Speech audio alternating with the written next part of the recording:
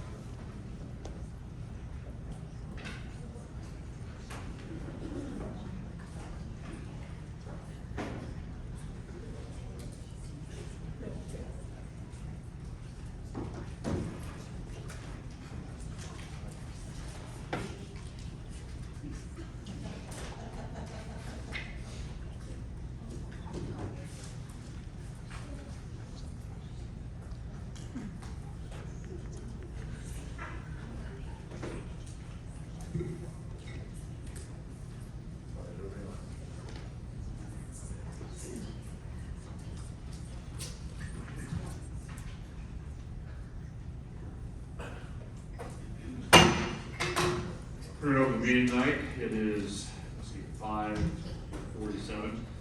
In accordance with board policy, this announcement is to advise all attendees that tonight's board meeting is being recorded. Persons wishing to address the board on any agenda or non-agendized item must fill out a speaker card. We do have speaker cards this evening.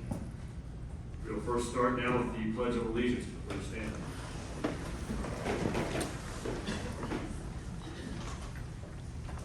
Anthony, can you lead us? Ready, begin. I pledge allegiance to the flag of the United States of America and to the republic for which it stands, one nation, under God, indivisible, with liberty and justice for all. For the born and unborn, of course.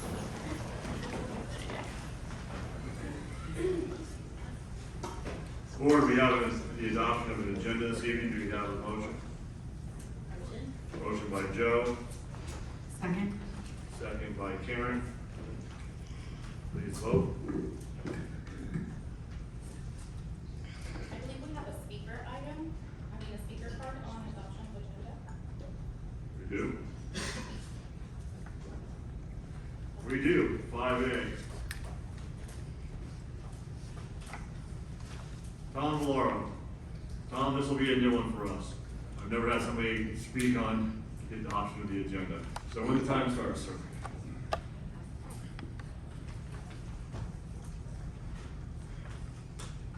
Tom Rowland, Navy Program Contract Manager for 17 years. I learned to do this from you last meeting, sir, because I tried to do a pull-out from the consent items and wasn't allowed to because the agenda had already been adopted.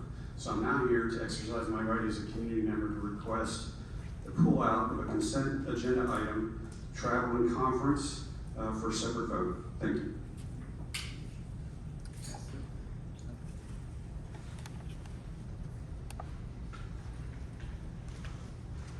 Okay. Now report out of closed session. Are we voting on the agenda? Oh, that's right. We still have the adoption of the agenda. Do we have an agenda to adopt? Appreciate the public comment. Do we have a motion? There was. We have a first and second motion. Got it. Question, threw me off there. If the member of the public would, are they able to pull an item from the consent agenda? First question. Second question, are we supposed to address that before we adopt the agenda?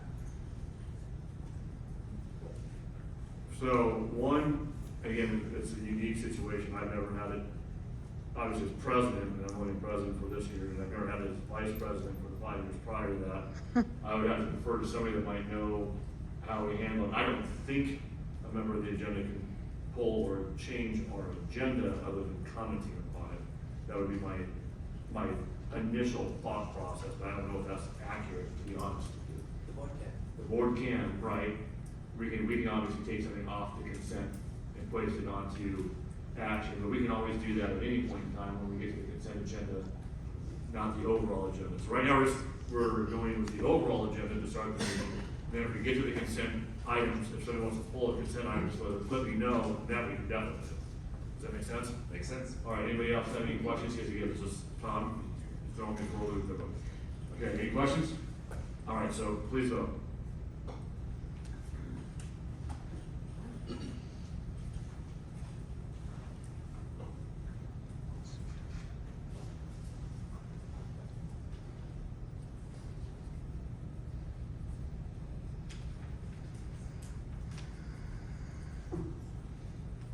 Matter passes 5-0, so we have an agenda. Reporting now on a closed session. So this will be 6A. It was moved by Juliana, it was seconded by myself to appoint Sarah Williams and Raquel Huerta to assistant principal. The roll call vote was 5-0. Congratulations.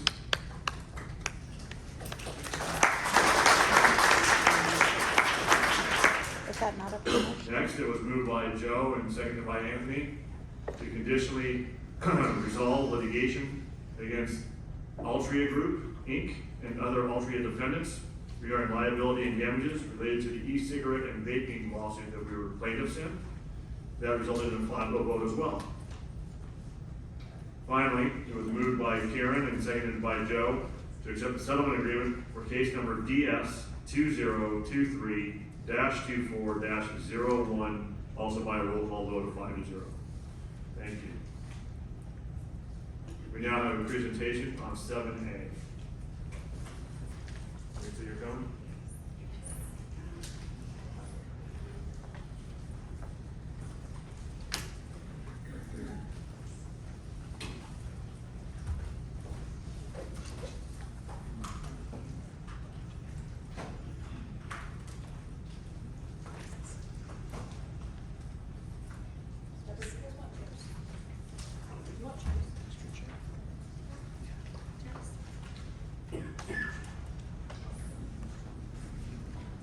Do you want to just use this one for now?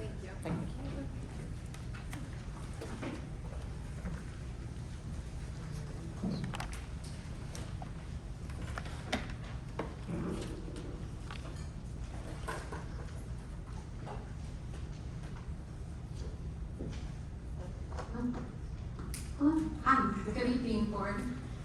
Good evening. So, my name is Maritza Diaz. I'm your Director of Classified Personnel here in Cajon Valley Union School District. Joining me today is Deborah Dunn, Vice President of Manpower, and Barbara Gonzalez, Project Manager of Manpower. And we are here today to provide you with an update on the recruitment project that we have taken on as Manpower Cajon Valley.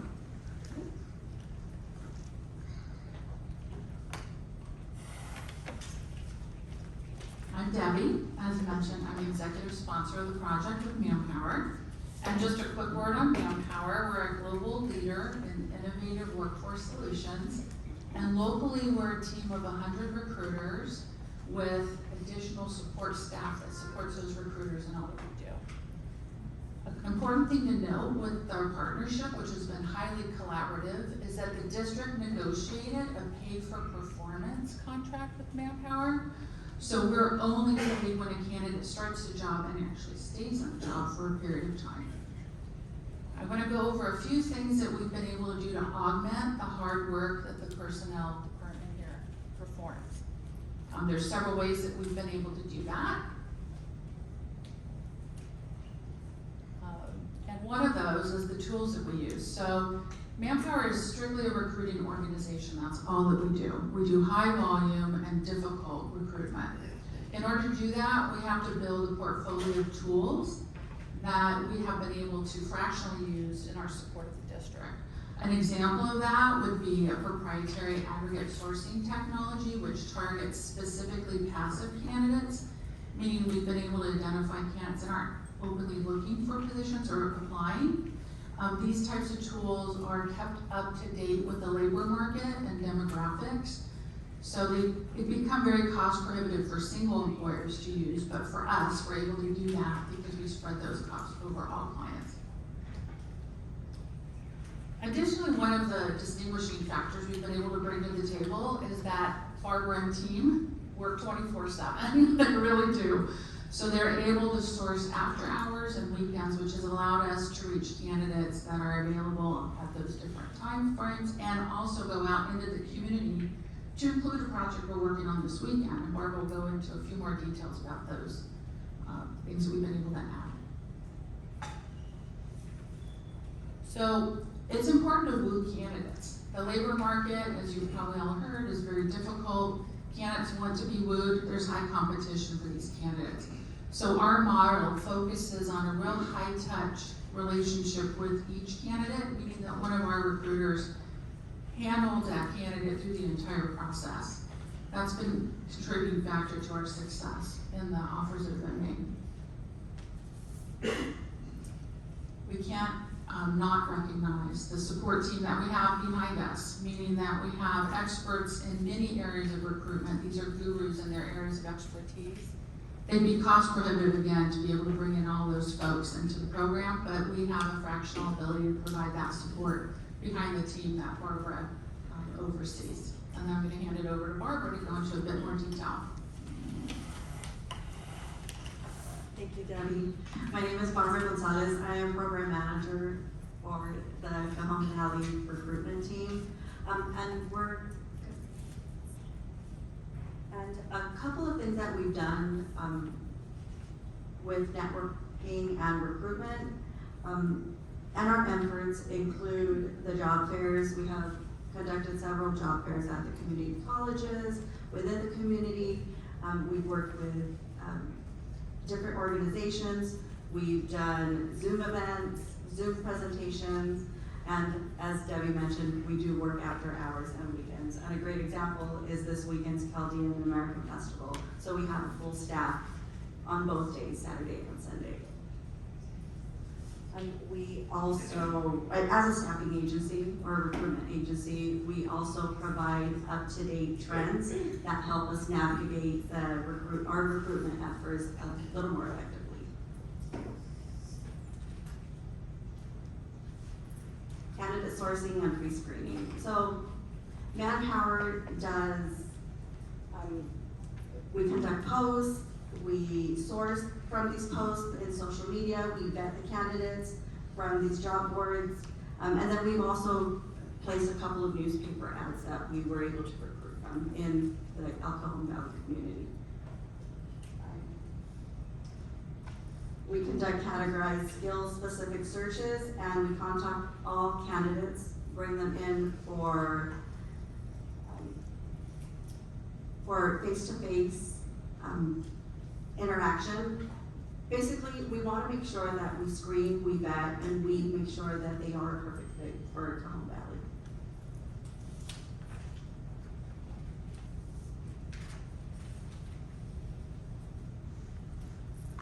A couple of more of our recruitment actions would be pre-screening, as I mentioned. We evaluate the candidates, we evaluate their skills, we provide application assistance, again, making sure that we do bring them in and we do have that face-to-face interaction to make sure that they are the perfect Cajon Valley candidate. And most importantly, we want to make sure that we do let them know of the hiring process. So the most important thing that we do highlight is the Cajon Valley merit system and that whole hiring process. Throughout the entire project or time that we've been working with Manpower, the priority is maintaining the integrity of the hiring process, which abides by our merit system, rule of 3, as you may know it. But in continuation of our successes, one of the information that we have here is we have a total of 96 hires that we've hired through Manpower's recruitments, 40 of which separately have been hired as substitutes. Those are not billable. So although they've recruited, some of our candidates decide to stay on as only substitutes, on call as needed basis, and 40 of them have come through Manpower. Currently, Manpower is still working on our positions, as you may be aware, are hard to fill. From 1 to 2 hour positions of campus aides to 8 hour full-time positions of occupational therapists, which require, of course, a license. Most recently, we've also began collaborating with our certificated side of the personnel department for education specialists and school nurses. One of the biggest highlights and successes that we've had through the support of Manpower Recruitment is our paraeducator hiring fair, which occurred on July 15th. This was a one-stop shop. Again, still maintained the integrity of our merit system process. We had application screening. Once they've been recruited from Manpower, screening and all other actions are taken on by the personnel department. So we've had screening, examinations, we had interviews.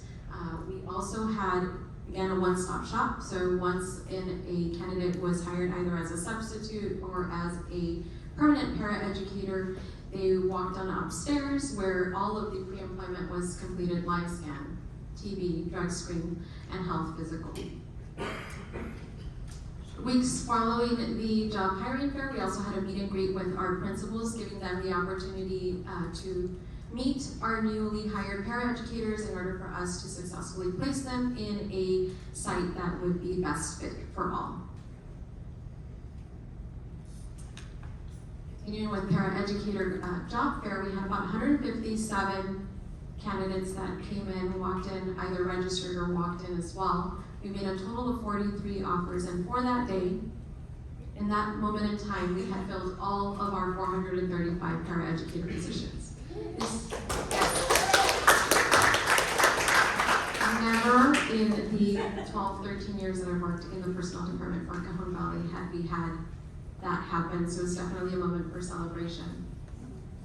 We had 31 newly hired paraeducators, so some of you may, at sites may have been feeling that support when we don't have a position filled, we have the support of an on-call substitute. You'll see pictured here is our first paraeducator cohort. So one of the changes that occurred through suggestions and conversations with Manpower was training for our paraeducators. With that came a hiring of 2 instructional coaches that prepare our newly hired paraeducators for 1 week on the skills, behavior techniques, etc. that take place in order for our paraeducators to feel prepared and successful in their roles. That concludes our presentation. Do you have any questions for us? Questions from the board? I have a question. You showed a sign where some of our employees work maybe a couple hours a day. Yes. And I would imagine those are hard to fill because of the commitment of time. And I was wondering if the Personnel Commissioner has ever looked over a possibility of maybe combining those positions so that they can have a little more time here? Yes, we do try to attract anyone who applies for campus aids or extended aid. Usually those hours work best together, so we try to invite them to apply for extended aid or to apply for campus aid, and if we have a vacancy at that site, we try to offer. We are also doing that with many other classifications that are part-time, like our child nutrition workers. Some work in the central kitchen in the very morning hours, and then they can accept a second assignment as a school site child nutrition worker. So we have been trying to provide those, and we've been doing that for about, I want to say 2 years now, where we've been able to offer them both. I'm wondering, I know it's been kind of a recent partnership, but reporting back to us the retention rate, because I think that's going to be important. We're hearing the win-win, if we're training them really for success and that succession. So thank you for all the hard work. Thank you. All right, thank you, guys.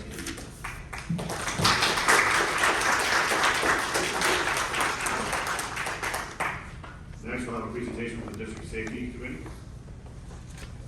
I'd like to introduce, or reintroduce, I think all of you met Colonel Cajon already, from Educators Cooperative. Educators Cooperative has assisted the district with many things. I think most significantly in the last few years, creating the first reopening plan for COVID country. We hired Educators Cooperative to do 2 things with this recent contract that you approved. One is to create and train on a comprehensive sexual health curriculum. And the second was to create and engage our community on a comprehensive safety plan. And I won't spoil the ending because the key points will come out through the presentation. And several people here have helped. Brian Satterfield, Brian Love in the back, Jeremy Berner, is Tammy Johnson here?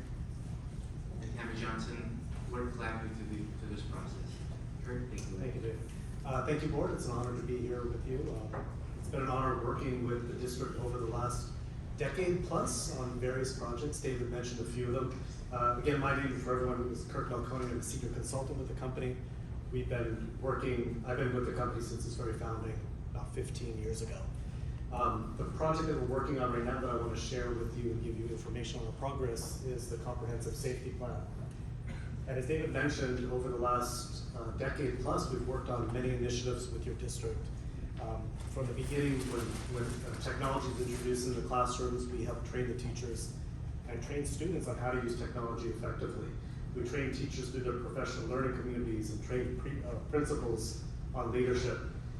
We helped implement visible learning over several years to build student agency and student empowerment. And then all the work on the modern curriculum, world of work, financial and personal empowerment, we had a hand in developing those projects. And the big one that David mentioned is the big post-COVID reopening plan. The first large district in the country to reopen fully.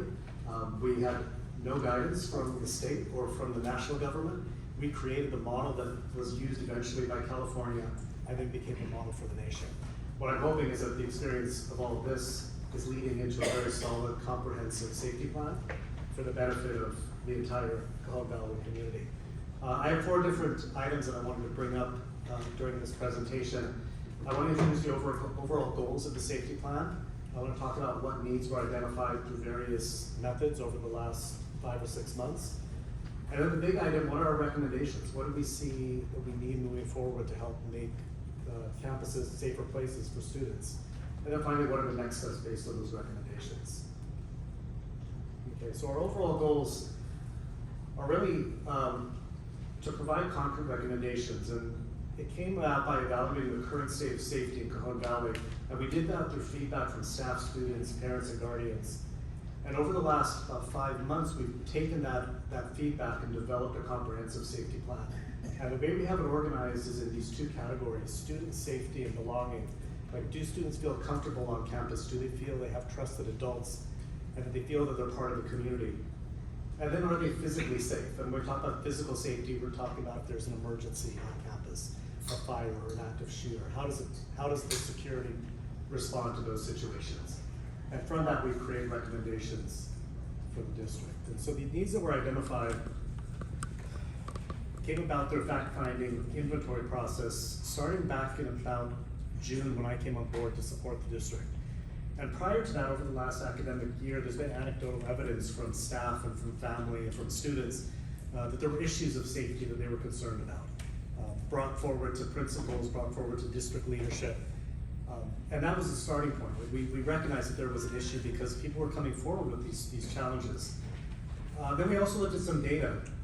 And so higher than state average suspension rates and chronic absenteeism, especially in the middle school, especially when we look at what our rates were before COVID to what they are now, compared to the state, these are issues that are a concern, and again, especially in middle schools.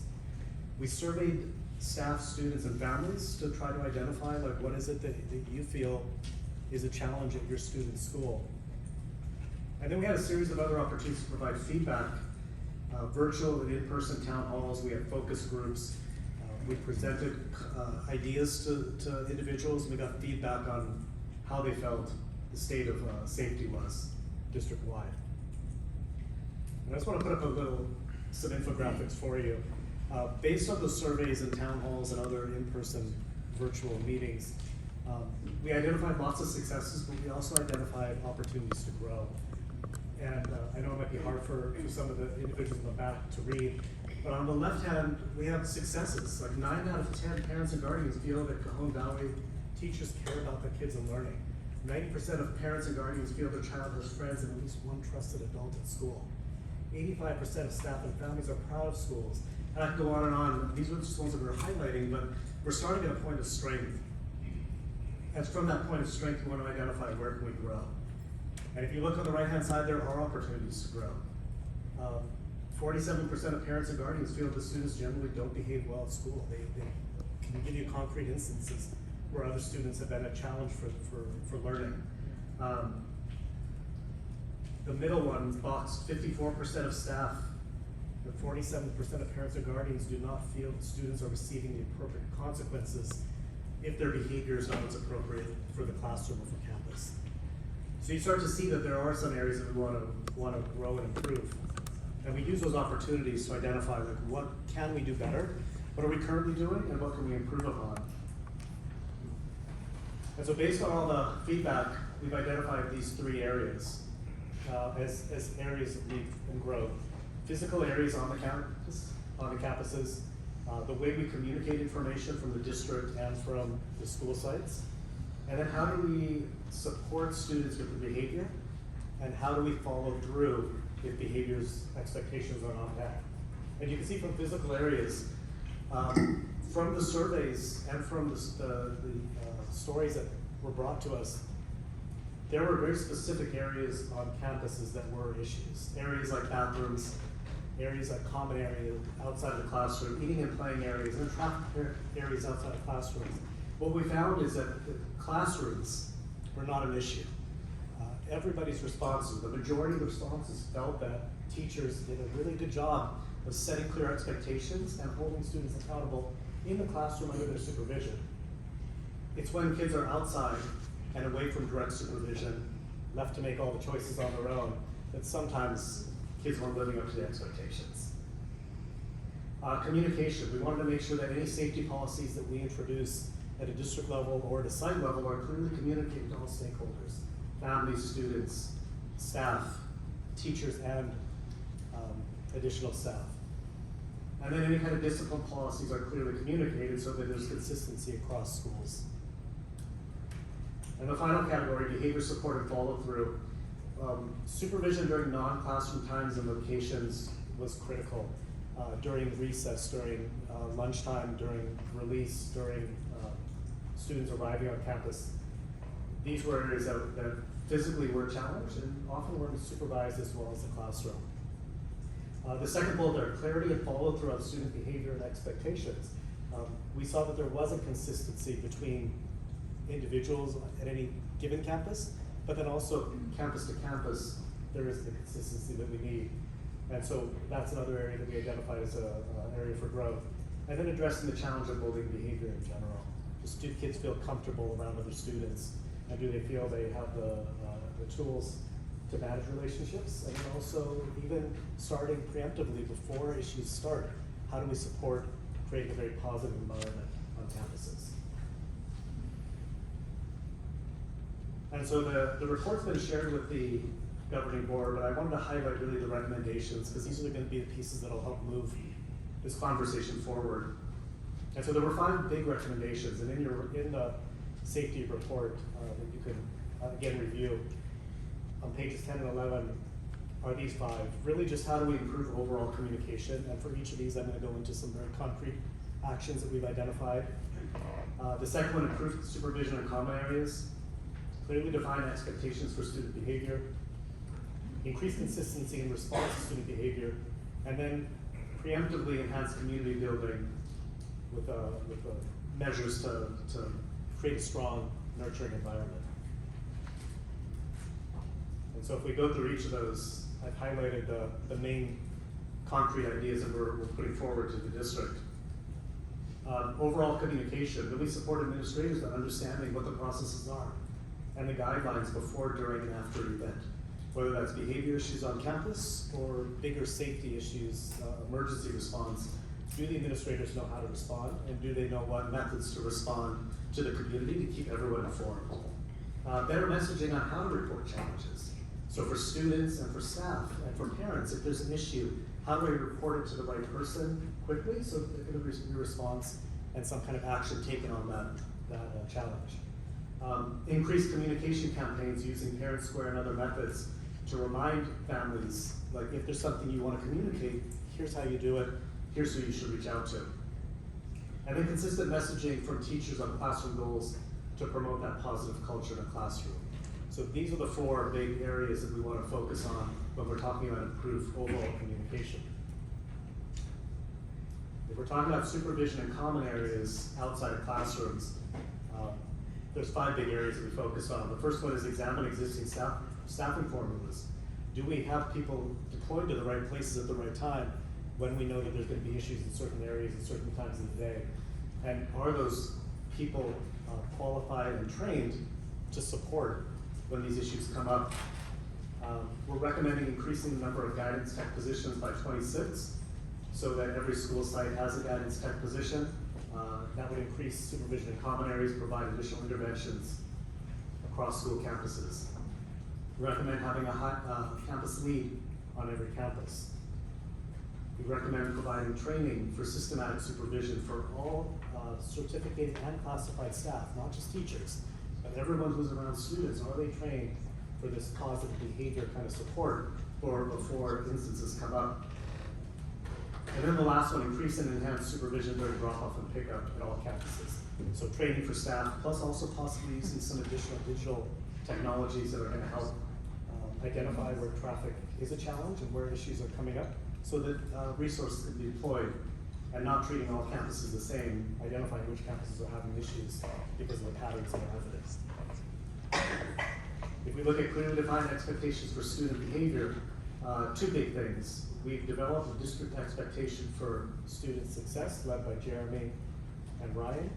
And then the next step will be developing a student handbook to communicate these expectations clearly to all students and family members. And then finally, how do we increase consistency in response to student behavior? This comes down to supporting through family connections, supporting students with positive behavior goals, expanding Tier 1 environments. Already Greenfield and Lexington has a peer restoration program where students can go and kind of de-escalate themselves with some support. It's at 2 campuses. Why not expand that to our other campuses? Design and implement communication and principal staff training on the district expectations for student success, those student behavior expectations that we want to implement district-wide. Introducing and expanding trauma-informed and restorative practices and de-escalation and training practices as well. And then another next step is developing consistent referral documentation tools for level 1 through 3 behaviors. This is going to support the district expectations for student success. How do we support kids that are struggling? How do we help students become better monitors of their own behavior? And in addition to help enhance the community building and build more preventative measures, expand some things that are already in place. McAllister counseling support, how can we expand that to multiple campuses? How can we increase the capacity for counselor intervention during that time? How can we use a program like Revive to increase family engagement? How can we promote and encourage the use of Crime Stopper throughout the district? And then extending the PLUS model, which is currently at Greenfield and Hillsdale, training students to be leaders on campus to help exemplify the positive behavior we want to see from everyone. And so if we think about our next steps, we've been working on this for 5 months. Our next steps are now to move forward. Then we identify how these recommendations will be implemented. Like, which are our priorities? What's the funding for each one? Which do we want to push forward? Which are we going to hold off on? How are we going to communicate this plan to the whole Cajon Valley community? How are we going to train principals and staff on these new implementation measures? And then how do we get each site to buy on by identifying specific goals? And what I'd like to see is every site identify at least 2 goals, one for safety and belonging, and one for physical environment. If you can identify more goals, that's great. Start with what you're already doing and build from there. And then the resources, the student handbook and the referral documents are something that we're going to work on over the next few months as well. So these are the big next steps. These are the recommendations. What I want to open it up to is any questions, and I have the rest of our team that worked on this that could probably answer some of these as well. But thank you for listening and keeping up with our work, and I'll open it to any questions from the board. Questions from the board? I have questions. So, when we're looking at the next steps, I didn't give you a time frame, maybe I missed it. What is your time frame? So immediately we're gonna start going to, we're gonna develop the training, so over the next month, the trainings for principals and staff. I'd like to get each site to identify the goals pretty quickly, so we have the plan already in its draft form. The plan could communicate to the principals pretty quickly, and maybe some of my team could identify some dates that might be appropriate for that. Once the plan's communicated, then we can follow with each site to get those goals put forward. Basically, that's based on, it sounds a lot of behavioral type communication issues that are pretty prevalent within the district, with the highest concerns. Moving forward, are you, since this is the safety committee, are we going to start developing a little bit more structural type things, or our surroundings? I know we've done it in the past. Like physically, you mean? Yes. That might be something to the board. I know we've done that in the past. We're not, at this point, we're looking at procedures more. Like, because the procedures aren't quite as clear, they haven't been communicated as well. We have a lot of things in place and we're strengthening things in place. So I think those are the ones that we really need to focus on, at least in this plan from what we identified. The concerns that were brought forward through all the surveys were primarily on processes and follow through, not physical environment. There were some examples of like, very anecdotal, like one person might have said like, yeah, I wish there were more bathrooms in this one building, but things like that were not a consistent pattern. Some of the things, Joe, are on our facilities master plan in terms of the increased cameras and surveillance and bathroom reconstruction. So those, they play hand in hand, the physical safety and the behavior expected around them.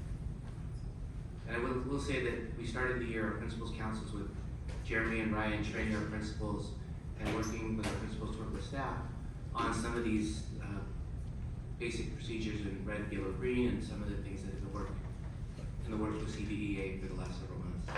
And I think in terms of also physical, there was recommendations for different technology to be implemented. Like there's technology that would identify traffic patterns and issues. There's technology to identify vape and smokes in bathrooms. So things like that might be something we would consider physical, but it's really to help support the behavior in general. On the draft safety plan, can you share that with the board, and then have you received any feedback from the committee on that plan? So was it shared directly with the board within the last couple of days? We have it, and I will share with the board. Okay. So no feedback yet because it has not been. And on the survey respondents, so there were parents, staff, students, do you have numbers for respondents in each category? Yeah, the students were pretty low. This was during the summer. We only had like maybe between 20 and 30 students. Most of them were middle school, and that was the kind of the target audience that we knew would be giving us the best information. As far as parents and teachers go, it was roughly 200 in each of those categories. Okay. And when you said that seemed like a pattern developed, what threshold would you, I know it's kind of difficult to describe, but Yeah. what threshold would be considered a pattern? Like, are we able to determine a student pattern of 20 respondents? Probably not with the students, but I think with the adults we were, it was majority. Like if we had a majority of parents saying one thing, we use that as like this is something we should probably look into. These were also showing some validity to concerns that were brought throughout the school year as well. So the issues with the bathroom were things that the district had been hearing throughout the whole year. This puts a little bit more light on, like, more people are seeing this as an issue than just the ones bringing it forward. At least half of the respondents, and we could extrapolate beyond that. 200 is a significant number for the size district. I mean, it meets the threshold for significance. It is at the lower end, but it does give us enough data that we should probably be able to move forward in these areas. All right.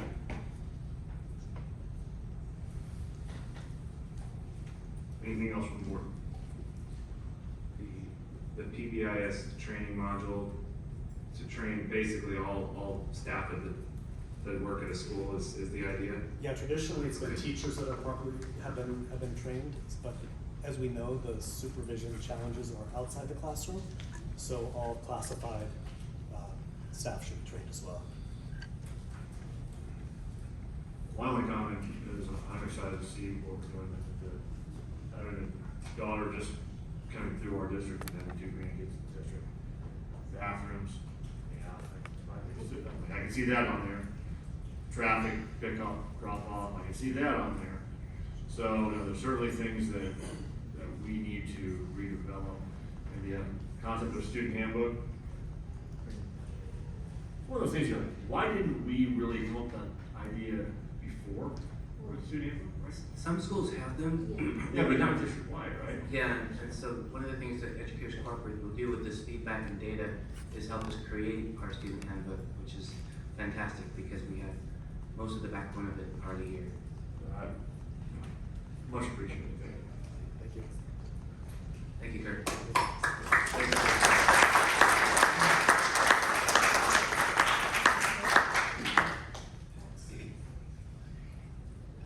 And, Jim, I'd like to have a discussion on that. On our presentation that we just had?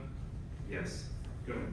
On the, so May 23rd, this board voted to establish a health and safety committee. I think it would make sense to separate them, and in practice, that's what we have done. Through the summer, we had a real issue with getting enough parents to show up.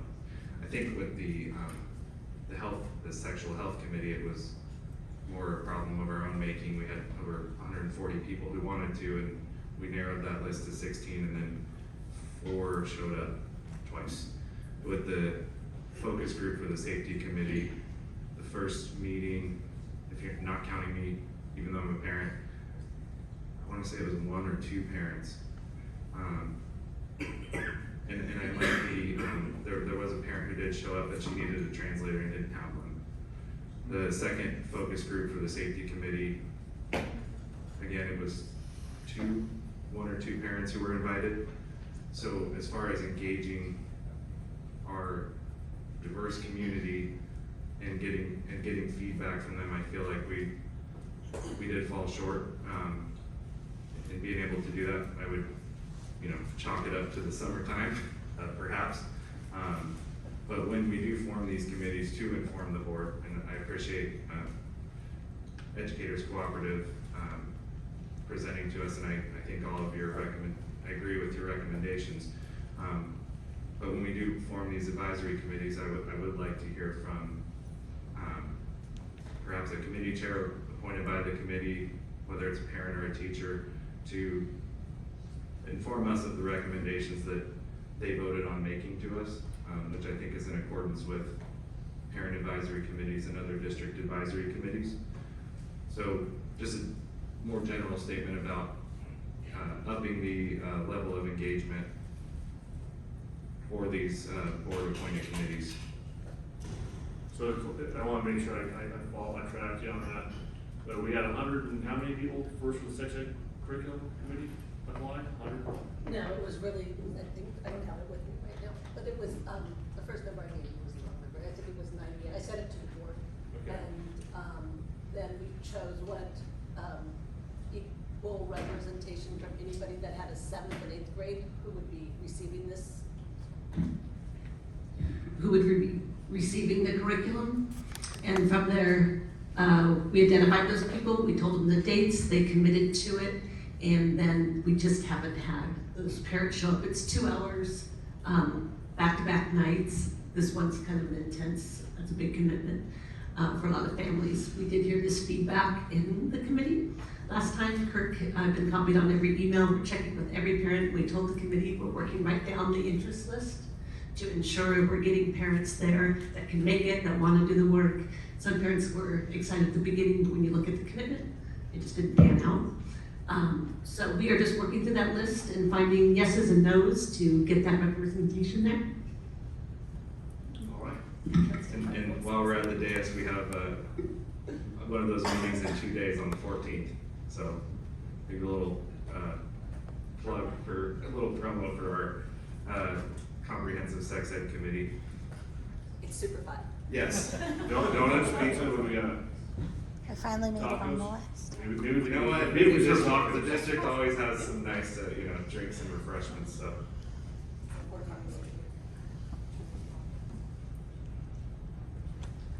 All right, moving now, let's have any other comments, questions? Moving down to 8A, that's sufficiency of textbooks and instructional materials. This is the public hearing. We now will open the public hearing. Governing board is required by Education Code 60119 to hold an annual public hearing by the 8th week of school and adopt a resolution determining every pupil, including English learners, has sufficient textbooks or instructional materials that are consistent with the content and cycles of the curriculum framework adopted by the State Board of Education in mathematics, science, history, social science, reading, language arts, and foreign language. No comments on the public hearing, so we will now close the We public. have a speaker card on it. Mine says it goes to 9C is the first one. 8A is the last one. 12A.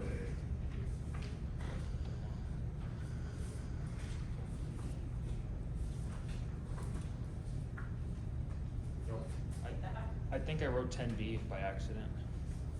You meant 88? I meant 8A, yeah. There is a 10B, that's what I remember. There's a 10B. There is a 10B.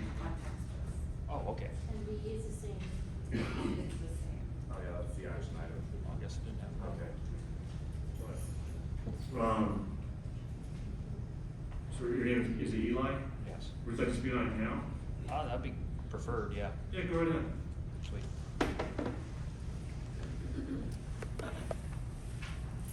Mind if I stand? I think that was a good. As long as you use the microphone. Okay. Going into the record.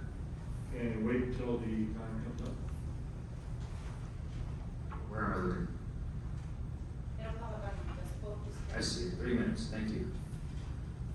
Hopefully I won't take the full time.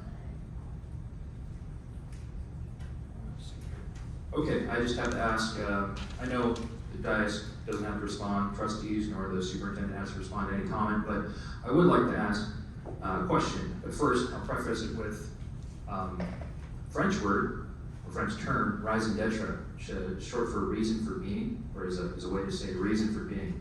I'd like to ask this school board, does everybody know, and you might know this, I might not know exactly how you state it, but what is your reason for being, your raison d'etre?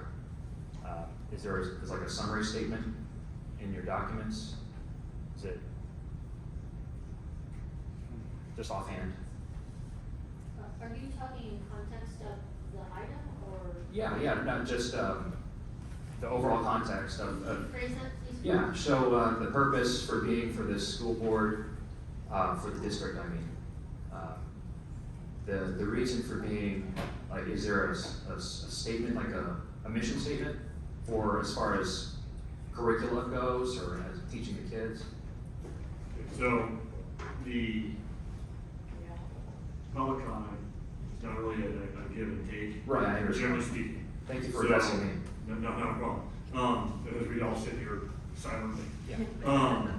Karen, can you stop this time for a moment? So, feel free to comment upon the item, right? Okay. As an agenda item, when you're done, the board, because it is agendized, can comment and discuss that with you. Okay. The specific question that you're asking about, why does the board exist, or does the board have an overall mission statement or whatnot? The general concept behind that, I would say, is kind of all around you to an extent. You know, healthy kids on path to gainful employment. Those are the overall concepts. We have 8 pillars. The ideas behind what we do as a school board are to hopefully lead our staff and have our staff support us as we do the leading, right? So I don't want to summarize it for everybody, but that's my general concept as to what I'm doing up here. With that said, can we give them back some time, or are you ready to go? I'll be brief. I probably will only take about a minute. Thank you for that. And I have heard that before, is leading kids on a path to employment or gainful employment.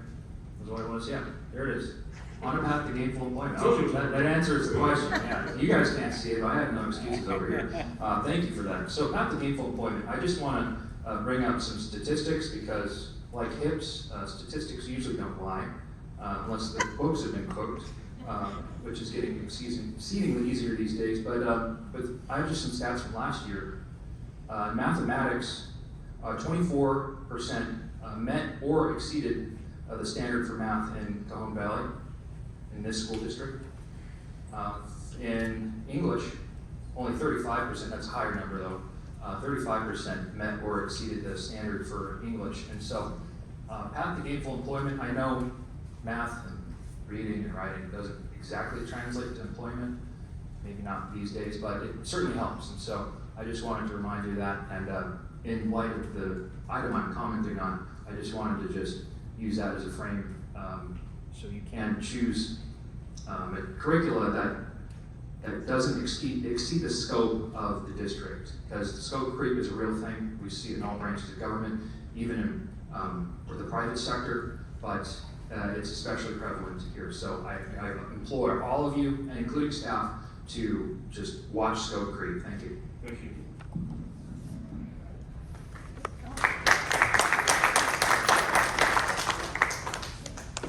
Okay. Any other additional comments before I close the public session?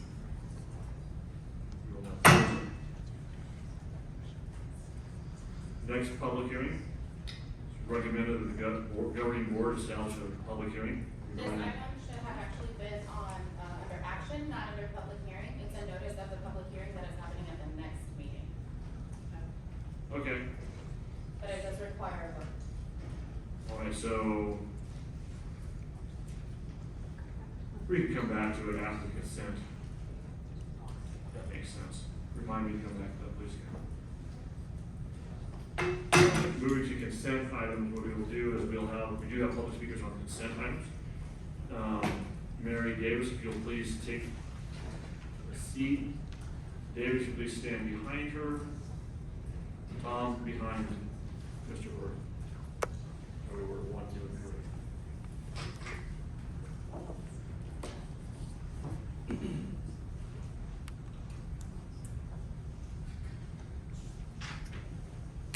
She can be taught, sorry, we're doing.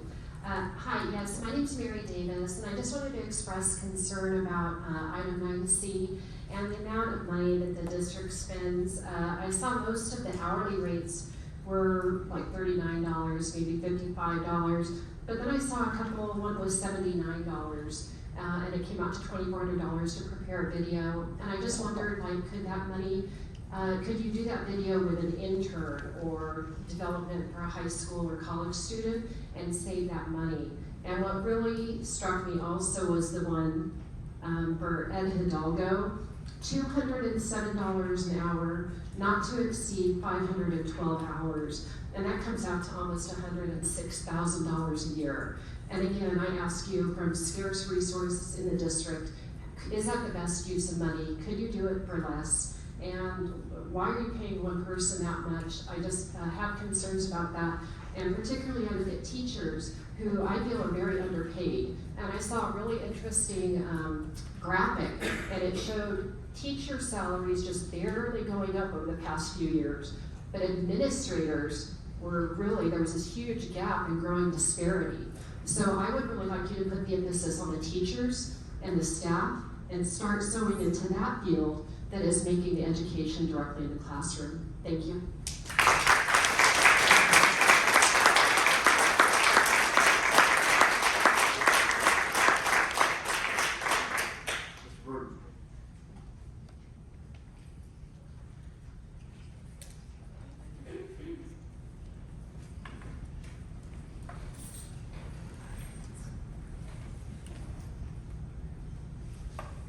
Good evening, elected board members, Cajon Valley School District staff. I want to thank you for all that you do to work to educate our children and keep them safe. That is the whole key to why we're all here, is to provide them with a great education and keep them safe while they're here. And I'm addressing the Ed Hidalgo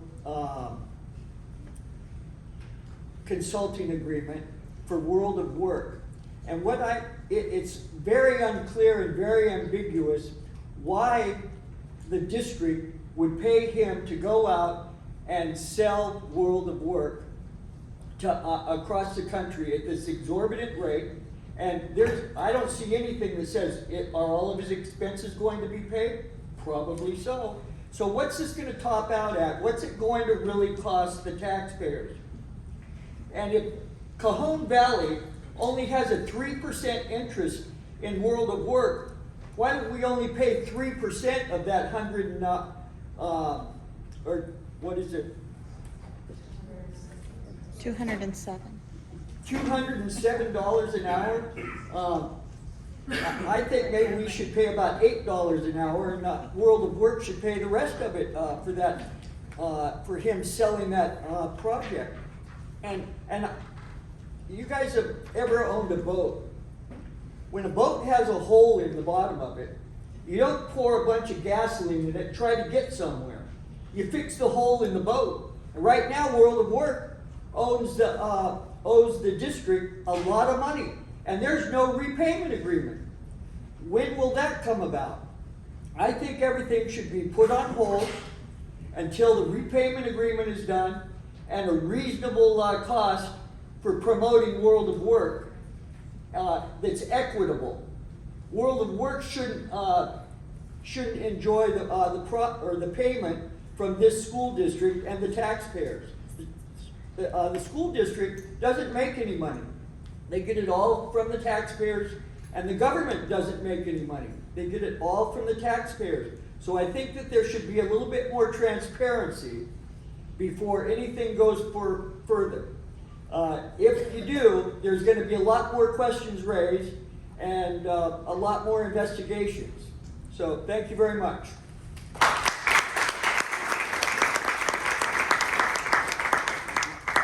Well, given that these are agendized items, we can address them. So, Mr. Burton, Ed Hidalgo's contract has something to do with him flying across the country to sell World of Work.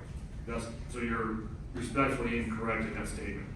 His responsibilities are to train and to work within the district. Also, his last contract came up, although it was a 500 whatever, up to, we're about 20 hours, about 20 hours back. Last, with regard to the $207 per hour, Mr. Hidalgo was formerly one of our superintendents, helped establish the World Work curriculum, and made significantly more, and I wish he was still here, because at a full-time rate, Ed is phenomenal. Anybody who's ever worked with Ed will say the exact same thing. So I appreciate your enthusiasm, so to speak, but you have access to a couple of members of this board. You could have had some answers before you came up here and spoke your piece in public.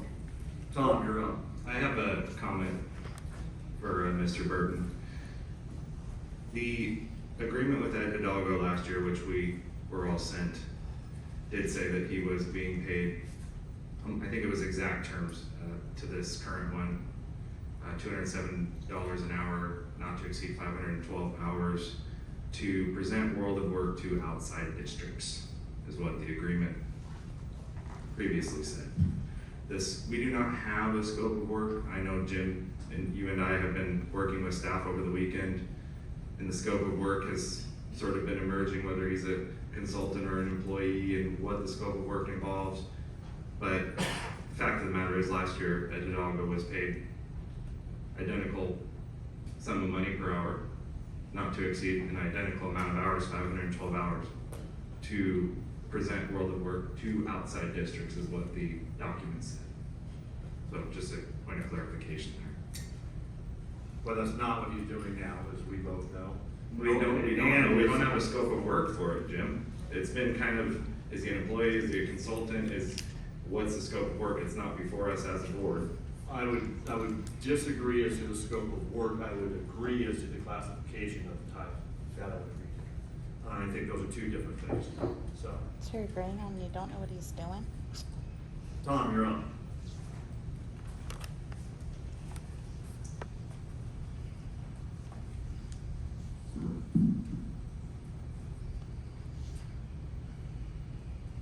Good evening again. It's a 16-year government approval authority for travel, and specifically talking about travel and conference fees. 3 months ago, when I came to the first district meeting in about 15 years, I expressed my surprise that Cajon Valley's oversight of travel and conference is far below the Department of Defense standards, which is disappointing because the Department of Defense is not usually considered the standard for financial accountability. But I chalked that up to perhaps just poor habitat. 1 month ago, I came back to the next meeting, expressed my disappointment that nothing had changed There's no real justification for the travel. It's 2 words, it's not a justification, it's a category heading. And I talked about using the teenage son criteria. If my son came and asked me to borrow the car to go to Arizona, and I asked him what for, and he said for professional learning, and that's all he told me, then the answer will be no. If my teenage son couldn't do that based on a 2-word answer, I don't know why that's good enough for taxpayer dollars. That's not what I accepted.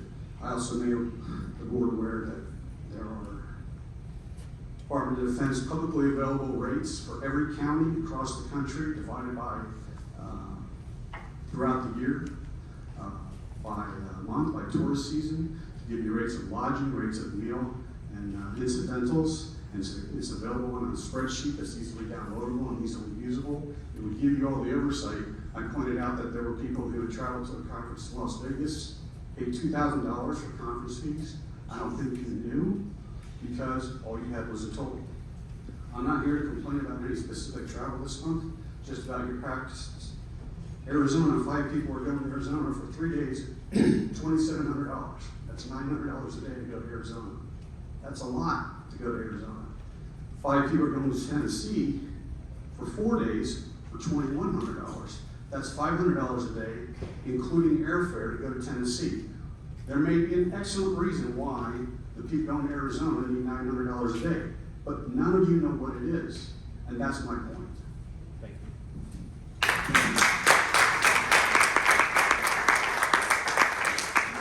that all of the public comment on the consent agenda? It is. Okay, I will request to pull 9C, ratification of personnel items, and 9E, approved travel and conference for separate discussion. We will pull those. With 9C and 9E pulled from consent, do we have a motion to adopt the balance of the consent? Motion. Motion by Karen, do we have a second? Second. Second by Anthony. And I have one question on the GAN limit for staff. Are there any areas of the GAN limit that we're exceeding that the board may want to? To be honest, I don't really understand the GAN limit, so trying to understand it before I vote on it. And this is something we do every year. It's just a calculation for the state to make sure the state's meeting their spending threshold. So each government entity has to report up their spending limits, and there's really nothing we can alter or do. It's a calculation that's done based on our financials. Okay. And the state has to adjust their budget if the GAN limit's being exceeded by the entire state from all different government agencies. Okay. So, every year we do the unaudited actuals, which you're approving tonight. It's a calculation that's done at the same time, and you'll see it every year come back to you. But it's really, a couple of years ago, the state did have issues that the GAN limit was being exceeded by the state, and they had their own manipulation of that number. They could pull things out, put things in. But really, from our level, it's just a calculation for the state to use. Thanks, Scott. Welcome. With those items pulled, please vote.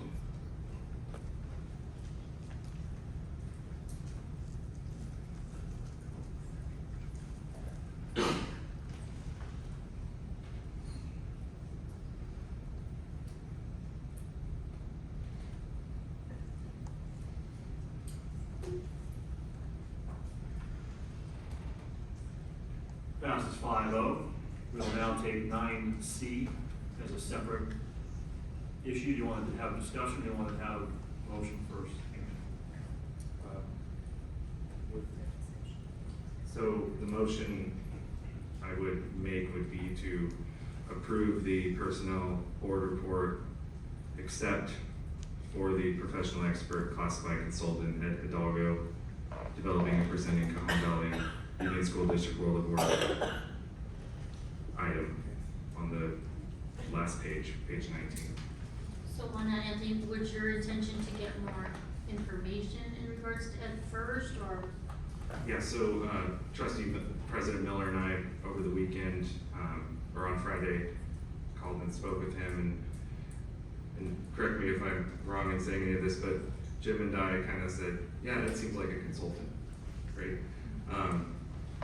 And then we asked superintendent that question, and he said he's a classified consultant, he's a consultant. the definition that was provided of classified consultant by Dr. Miyashiro back in February of last year, when I was asking questions about what does classified consultant mean, was a classified consultant is a non-contracted employee. So if Ed's an employee, then his job description would be approved by the board, as I understand it, in personnel commission files. There'd be a job description as opposed to a scope of work. This job description before us for Ed isn't informative. Last year, like I said, it was to present world of work to outside districts. It was the same wording, developing and presenting Cajon Valley Union School District world of work, and that's what the agreement was for.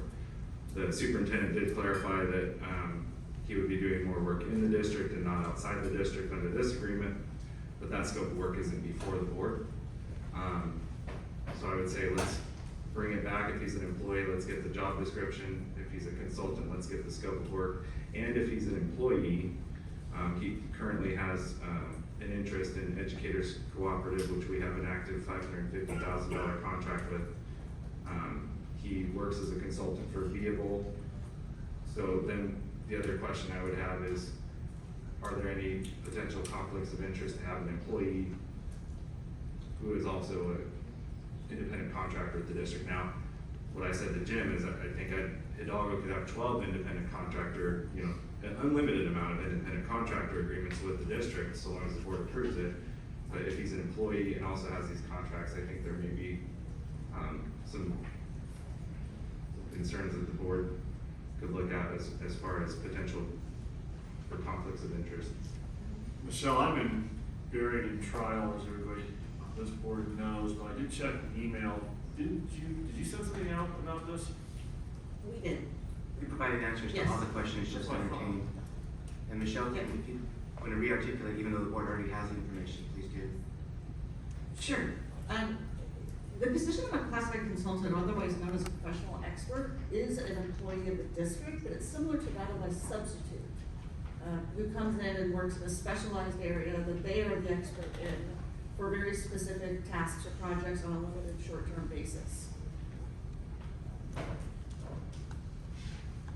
Yeah, did you receive that? So is he's a professional expert assignment? Yes. Is that what we're doing? Yes. So with that, the Personnel Commission rules and regulations says the administration shall submit to the Personnel Director a description of the project, its duration, and the duties to be performed. I think the board should have that before we vote on this. And then it also says, and I'm not sure if it's actually I am sure it's referring to us because it says the governing board, and this is the next line under, after you look at the professional expert assignment, it says the governing board shall fix and prescribe the duties and responsibilities to be performed by all persons in the classified service. So I think we need to fix and prescribe the duties. I think we need a description of the project, its duration, and the duties to be performed from the Personnel Commission, which I assume they voted on. They received this and made some vote. I'm not sure how the Personnel Commission works exactly, but it looks like they have the authority to, the Classified Personnel Commission has the authority to approve this based on a review of the description of the project, its duration, and the duties to be performed. And then the governing board has the authority to prescribe the duties and responsibilities to be performed by all persons in the classified service. So, does Hidalgo have this new category that we would need to define as a governing board, and that the Personnel Commission would need to review and approve?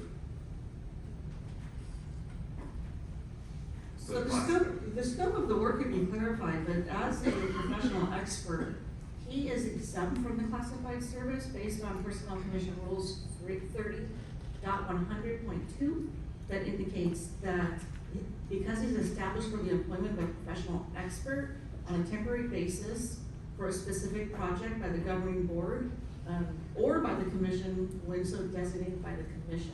So the governing board has the authority to approve him in this role, this responsibility, and understand what your point is being about identifying the scope of the work. Yeah, so the governing board, well, I think the personnel commission still has a say, right? Before the professional expert is hired, before the governing board could just, if we're hiring under the classified personnel commission rules, the personnel commission has jurisdiction, then the board has some say as well, correct? Correct. Okay. Is anyone from the personnel commission here? Maurice is.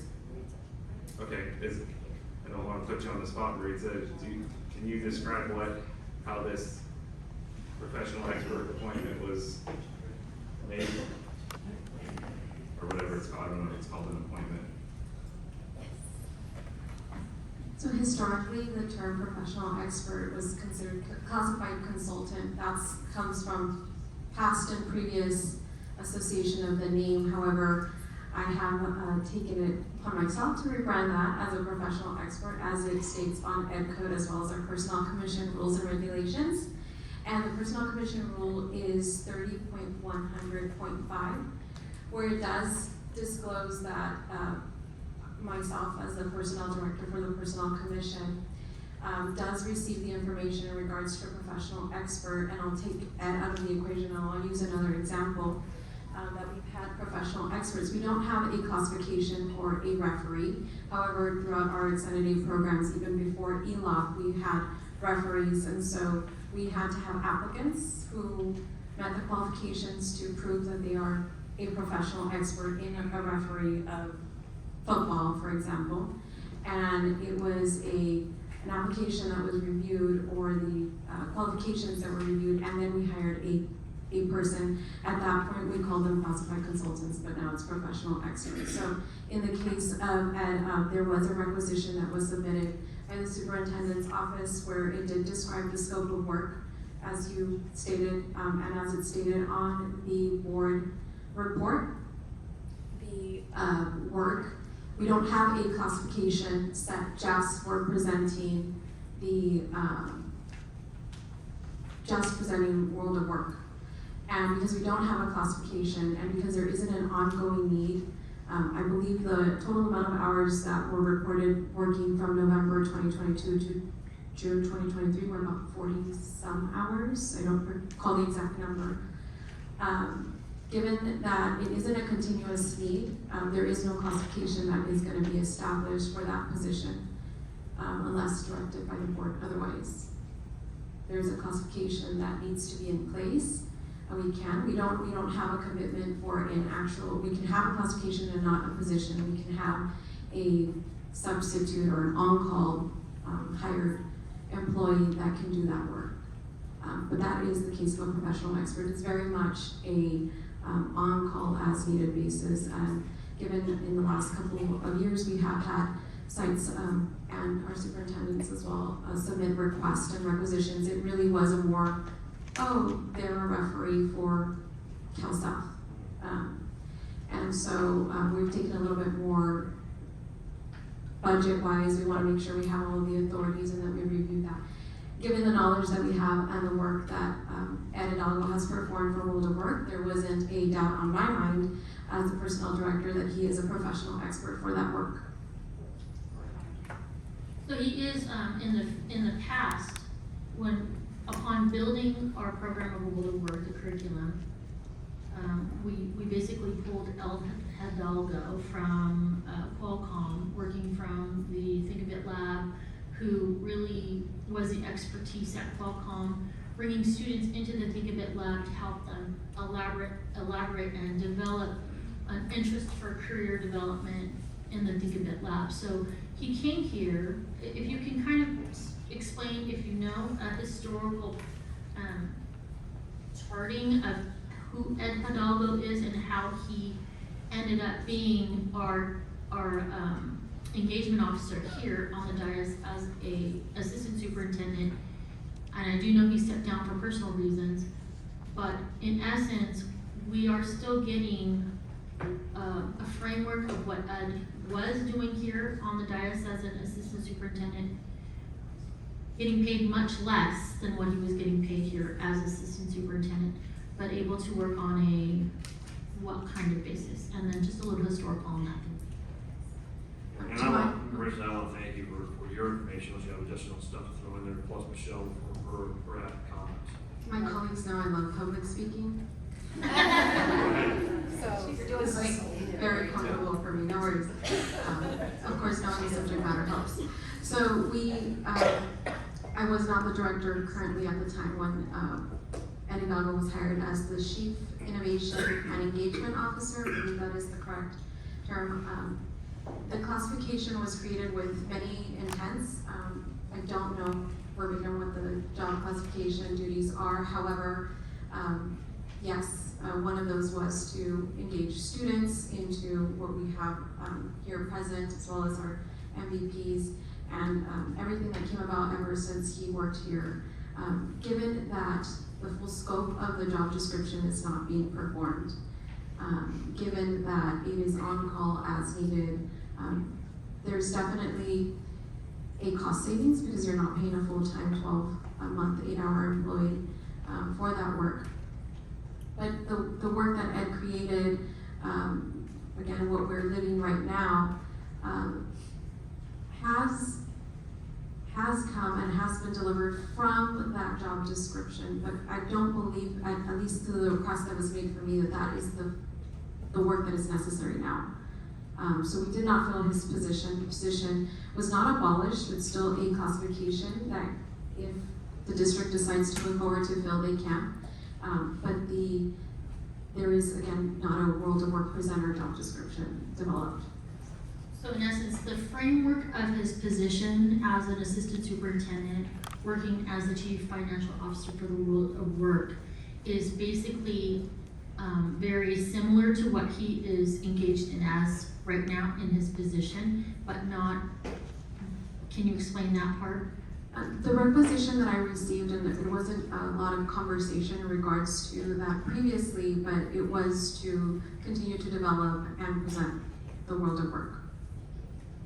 Is that requisition, has that been sent to the board? That was what was attached to the item that was sent to you on Monday. Is there an attachment? I saw an answer, but I didn't see an attachment.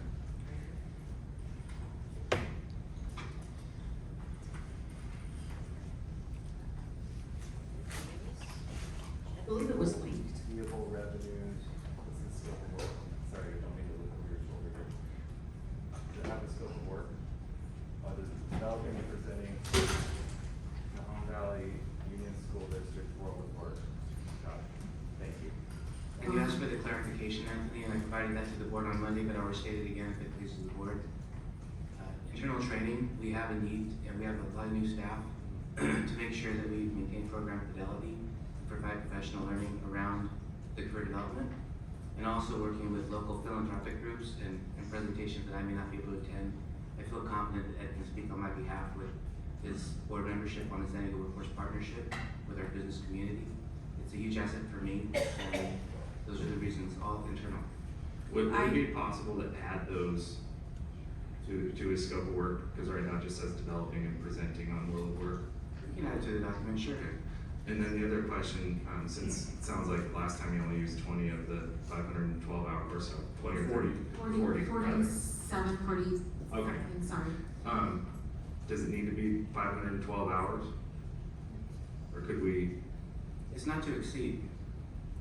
I mean, I understand that, but we're talking maybe $100,000 expenditure versus what he actually built under 10,000. So you're wanting to say maybe $400 instead of $500. Or 40 or 50 or 60, you know, because the public contract code, which maybe we're not under, and that's another question maybe for you, Maritza or David. If he is an employee, is the $207 an hour the only expense, or is there other expenses with having an employee versus, you know, I know you can do that with an independent contractor, agree to an hourly rate. I could hire Jim as my attorney at whatever he's charging these days, $500 an hour. And then he covers all of his costs for his operation. Now, for an employee, is it $207 an hour plus some classified? No, that's why it's so high, because we build everything into the hourly rate. It's all inclusive. There's no additional expenditures. Okay. I kind of want to say that Ed Hidalgo is our local Musgrove, and so him coming back to our district is amazing. So that's just Yeah, and I'll second that, Karen. I think Ed Hidalgo is a tremendous talent.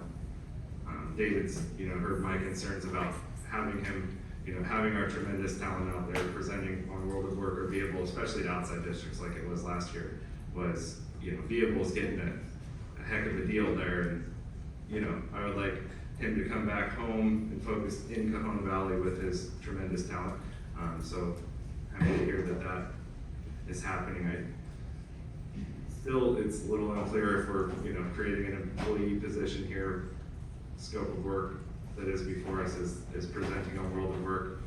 I like what Superintendent's saying about professional development and actually pouring into our own staff here to help. I would like to vote on that, not just presenting on World of Work. I don't think it's the highest and best use of that talent. That's my honest opinion there. And I look at it more as a general or amorphous titling that allows flexibility within the titling to do the things that are needed to be done. I don't have an issue building out the overall scope of work, if that makes sense. But I think we also don't want to limit the scope of work to, now we say you can only do A, B, and C, and then a month from now we need to do D. Now all of a sudden that contract has come back to us for amendment. So I think that the latitude and the ability to pivot for the board for Ed's work product, Ed's direction, I think that's also very important. We have to balance those two things out. Is anyone on board with reducing the 512-hour not to exceed? I want to defer to the staff on what that looks like. Because he is very conscientious of the work that we do. He had 500 hours before, and he only used 40. So I think he is a man of honor and integrity, and he will not take advantage of that. So. Yeah, I agree with that. I'm talking about our position as voting as board on public monies, Correct. what our action is. I don't think Ed's gonna be running up the clock on us or anything I've said to this point. I don't want to Suggestion outside of 40 hours. Well, here, the concept though, Anthony, is, unless I've missed something, is the idea behind the hours is, if he was to be in a full-time position, right? If his time actually ended up being that, then we have the access to him to that level. That's why I think the number is where the number is, versus limiting him, and then again, requiring a return to the board to then extend or modify. And I think it provides us the flexibility to not have to deal with that. And deal is not the right term, but we don't have to take an additional resources or board time to reevaluate a contract if he goes, and we say the limit's 60, and he needs to do some sort of project that's another 10. Well, now it has to come back to the board, it's now modification of the contract, we limited it. But if it goes to 512, and his last set was 46 or 47, the chance of us having to deal and address that particular topic, taking additional staff time or board time to address that one topic is that he needs to burn another 5 hours. That's just not gonna, I can't imagine that possibly. I think that's also somewhat Karen's Then lower it. comments are. But in other instances, I would say I would be very much on board with trying to dovetail what we project out. What do we project that particular individual to do? And let's try to dovetail so that the numbers match up for both sides, right? So that way both sides know what is expected of them, both sides understand kind of what they're going to go out at. But with Ed, I think the large number, again, somebody correct me if I'm wrong, I think the large number is just to grant some flexibility, and there's never we don't have an expectation he's ever going to be anywhere close to that.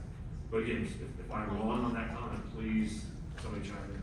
Karen and I are over here doing some calculations. We're at 512 hours, sounds like a significant amount of hours. And I was figuring out it's about 14 hours, possibly a week. And Karen's figured it out to be about 7 days a month-ish. Over 6 months? Oh, I did it over 9, over a school year. Oh, okay. I did it over 6 weeks. His contract cannot exceed 6 months per the professional expert personnel commission rules. That's like a hard limit. It says it in that. Yes, one and I want to input my number. May I clarify that? The professional excerpts are a limited term. They are heavily monitored by myself.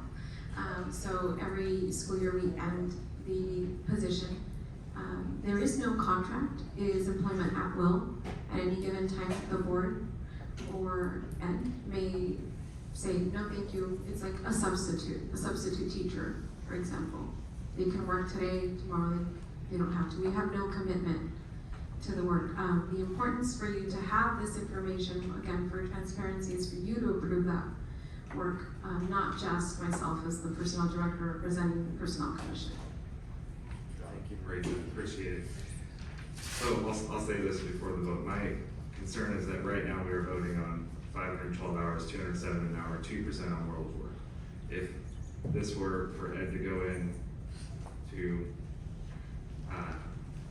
renovate world of work into a more hands-on, career-focused type activity, which I think he's qualified to do, more than qualified to do, or if it was to train, if it's that professional development, training staff, if the scope of work was before me and my vote meant that, I'd be okay with it.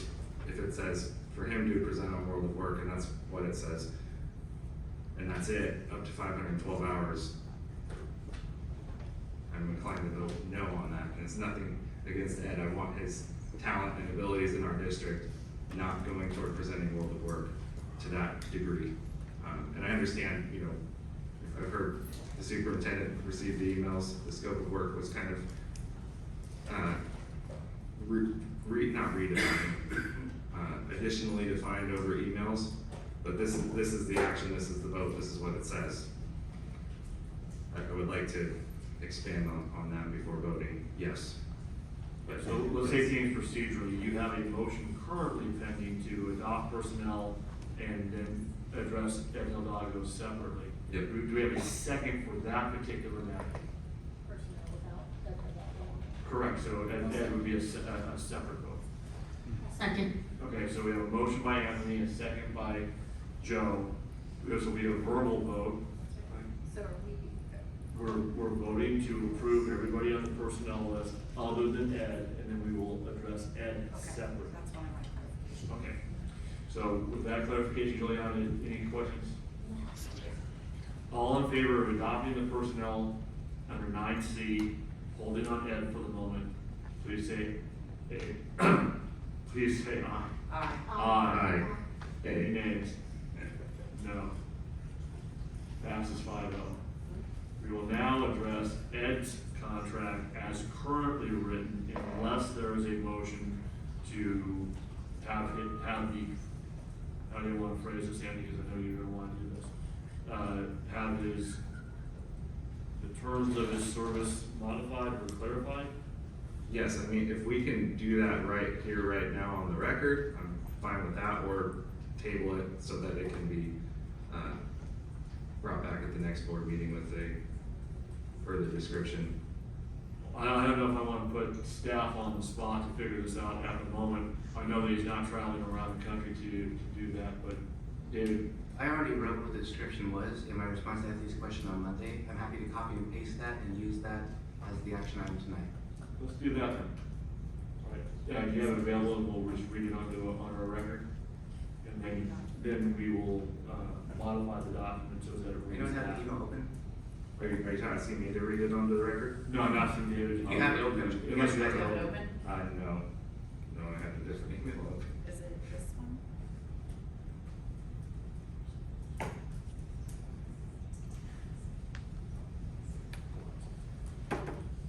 We can't hear you or something. I- Oh, fine.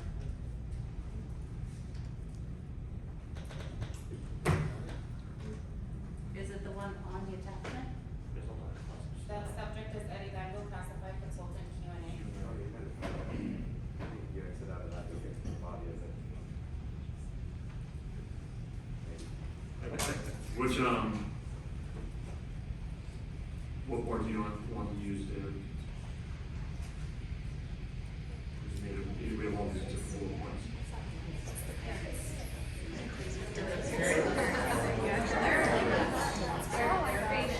They're back. No, I think it's not. All right, so David will read it on the record. Okay. Ed will assist me with meetings involving the San Diego Workforce Partnership with board member, local workforce, internship opportunities for our students, and philanthropic engagements. I'll also augment that with professional learning for existing teachers, new teachers, and principals. Thank you, sir. Sounds good to me. One last final question, which is a repeat of my question before. If he's an employee and he has active consultant agreements or interests in companies with active consultant agreements, or is working as a consultant for Vehicle, are there any concerns there, conflict concerns, since he is an employee? I don't think that the term employee is applicable to our overall circumstance, so. I still agree that for purposes of actually the scope of work is still in consultancy. So, for me, I have no issue with your question. I would like him to be a consultant, so we don't have that concern, but he's being hired as an employee. I recognize the definition as to how the personnel commission is listing it, but given the at-will nature of it and the other concepts, your question was, do we have a concern? And my answer to that question is no, I do not have a concern. Okay, but you're viewing him more as a consultant than an employee, or? When I evaluate whether there was a potential conflict that I would be concerned with, I take into consideration that I don't view him as an employee, and even if I did, under a strict term, what an employee is under the labor code, I don't have an issue about a potential conflict. I don't think one exists. At least that's my I think we have to view him as an employee if we're gonna vote on this right now. Well, he Not to is be a an stickler. employee. That's not He is an your question, Anthony. Your question is whether or not we have an issue with a potential conflict. And the answer that I've heard from the board is that we do not, irrespective as to whether he's an employee and or a consultant. Okay, the question that, the follow-up question for me was because you said I don't view him as an employee, so I don't either. But that doesn't change the fact that we're about to hire him as an employee. And does that raise any questions, right? Easier analogy is our substitute teachers. They're employees, but a substitute teacher for us is also a substitute teacher for Santee, and they can choose which district they accept on the day of the call. It's Okay, understood, thank you. All right, so motion to approve Ed Hildaga's contract with the new scope of services now added to it. Motion. Motion by Karen, do we have a second? Second by Juliana. We'll do a verbal vote now.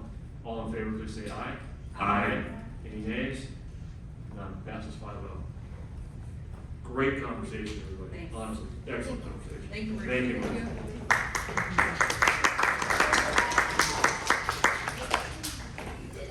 Now, that's not government supposed to work. Absolutely, it's okay. 9E, we go to travel and conference. Maybe you pulled 9E, what would you like to discuss on 9E?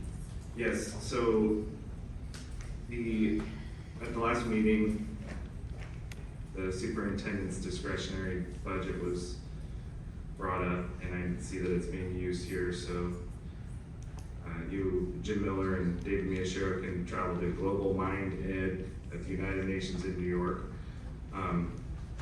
It was mentioned by Scott Bucksbaum at the last meeting that the superintendent's discretionary budget is or was 100,000, and then it increased to 200. It will increase to 200,000. Is that something the board that comes before the board or has come before the board to double that at some point?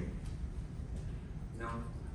Okay, It's part of the budget process, we don't individually go through each budget, gotcha. but it is part of the budget we adopt. Okay, I didn't know if it came into his contract or if it's just decided at your level. Okay. The other question I had was with the educator effect. So the program budgets are really where my questions surround here. So the educator effectiveness program budget, which I know was used, about 150,000 of it was used to send 170 employees to the World of Work conference earlier this year. There was a presentation, so the California Department of Education gave us this educator effectiveness grant in other districts, and this board had a presentation in December of 2021 with a 5-year plan for that, and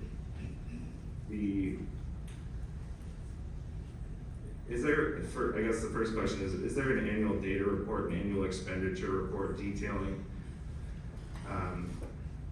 those expenditures, including specific purchases made like the CDE requires on that?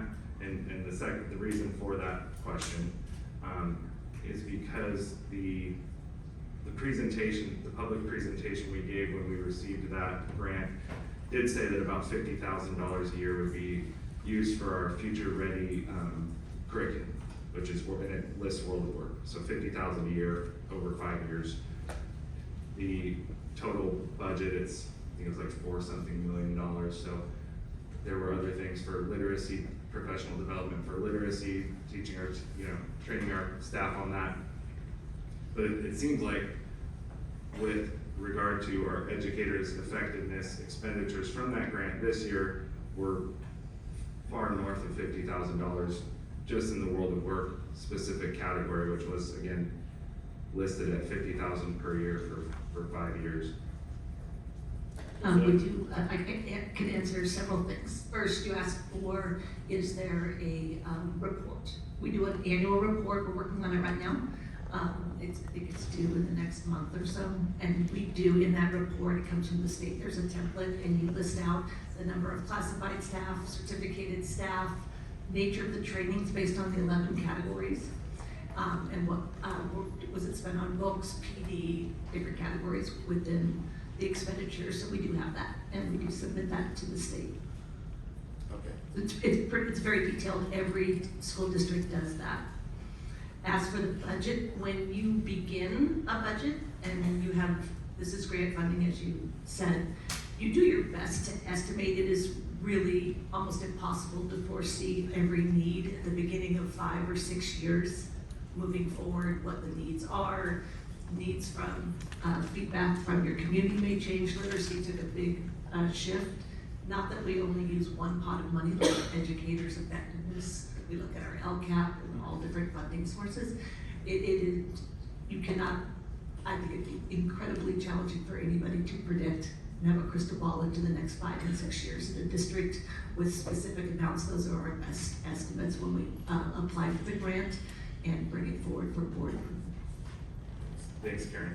So if we are going to break that $50,000 estimate, we're going to triple it in a year like we did with the World of Work conference. We're going to take $150,000 from it. Is there a process for the board to approve that, or is that just sort of done because it's an estimate? Well, the plan, the state requires to adopt a plan, and that's not every case. We get grants all the time, and they don't require a plan adoption at all from the board. This one did.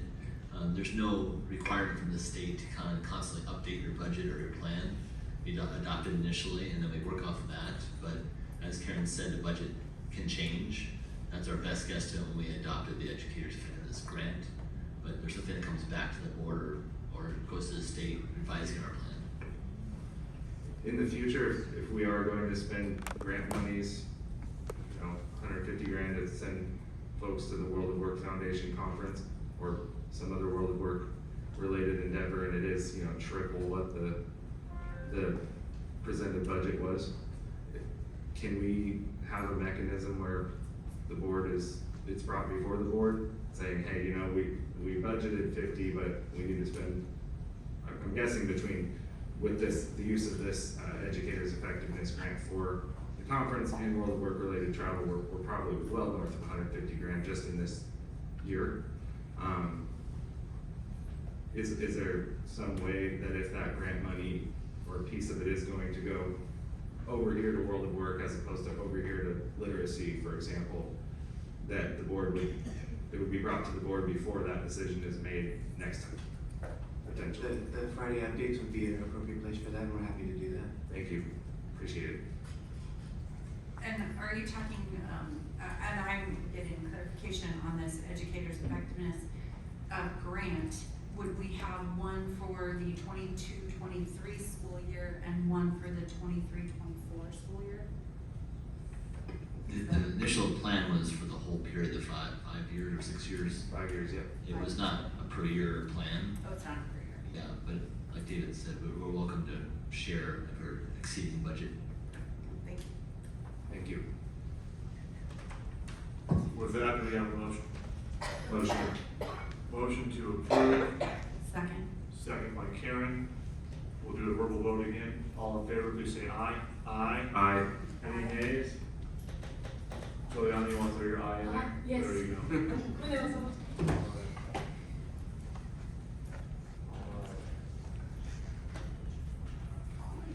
Well, that has been a very busy consent agenda.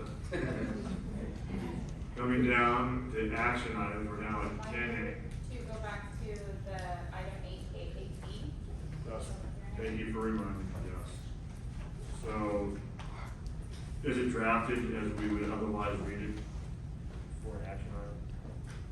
Correct. Okay, let me check this out.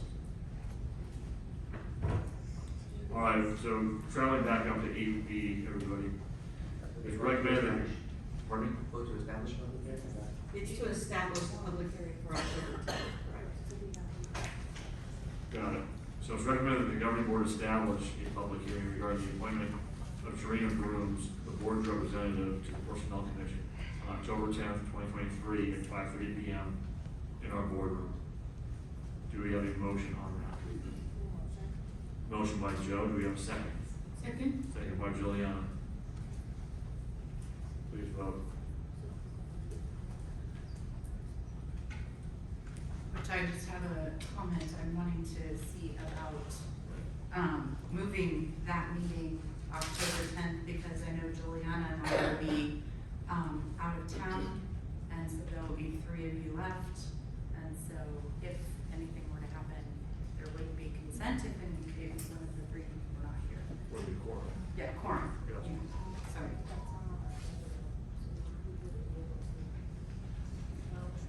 No, what I'm asking, I'm just saying is that do we move the October 10th meeting to a different date? And so that would actually then move this, so. Oh.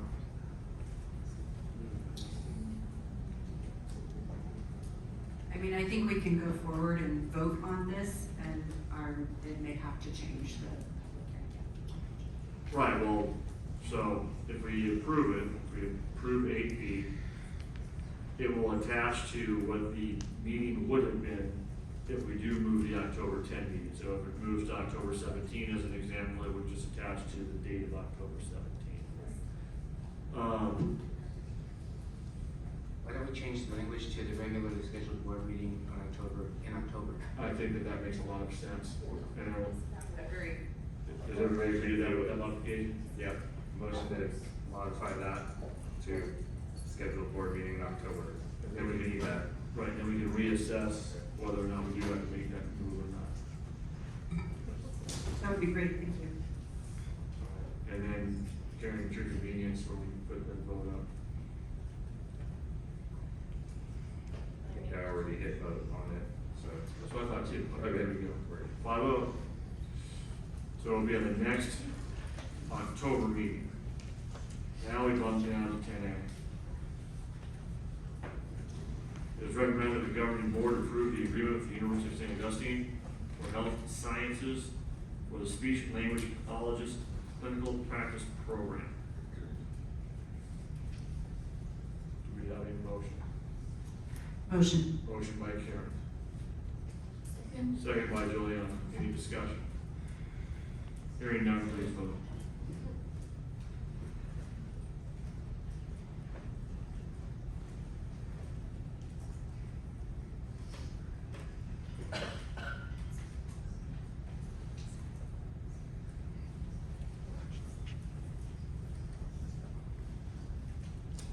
Passes 5-0. Next, 10B.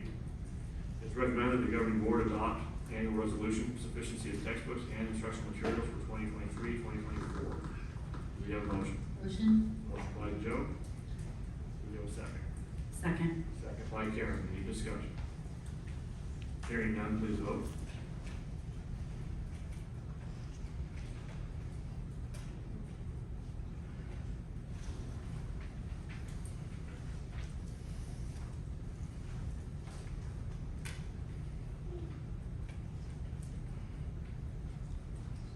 Passes 5-0. Going to 10C.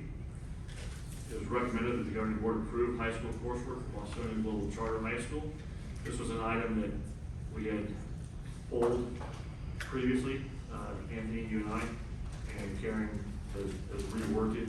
I presume you spoke with her? Yes, thank you, Carrie. Do we have a motion? Motion. Motion by Anthony. I'll second it.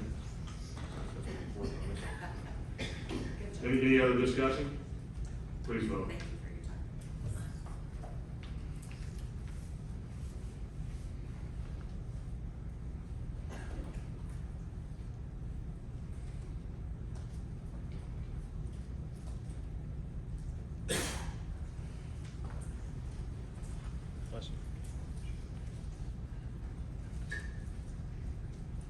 Passes 5-0. Moving to 10D, it is recommended that the governing board approve the arts, music, and instructional materials discretionary block grant plan.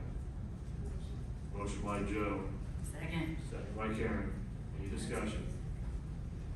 Please vote.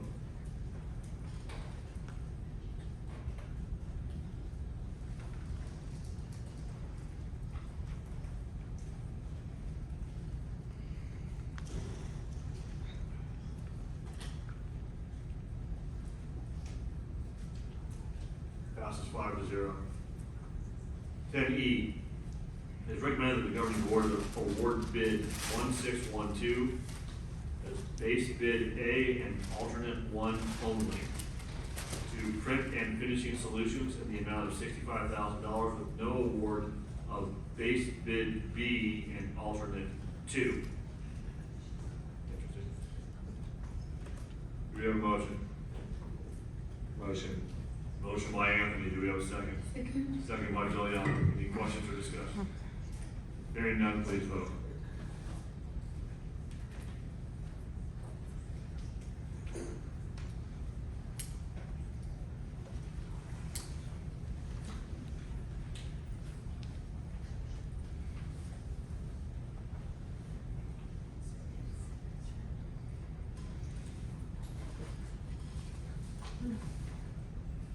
Passes 5-0.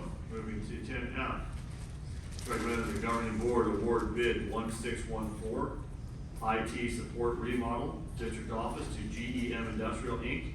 as the lowest responsive bidder and authorize necessary change orders subject to ratification and accept the project upon completion. Do we have a motion? Motion. Motion by Joe, second. Second. Second by Karen. Any questions or discussion? Please vote.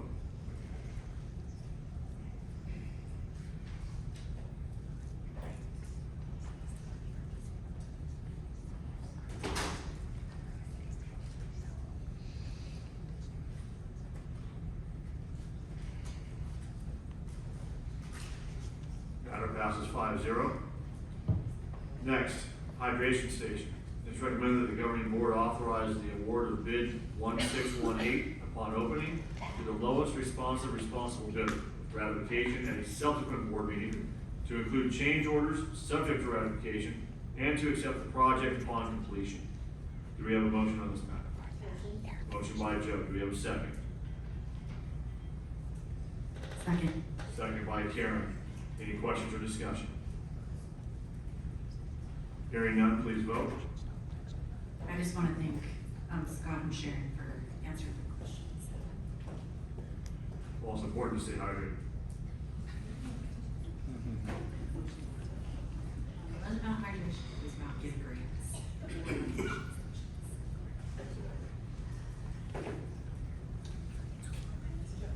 Oh, I'm so sorry.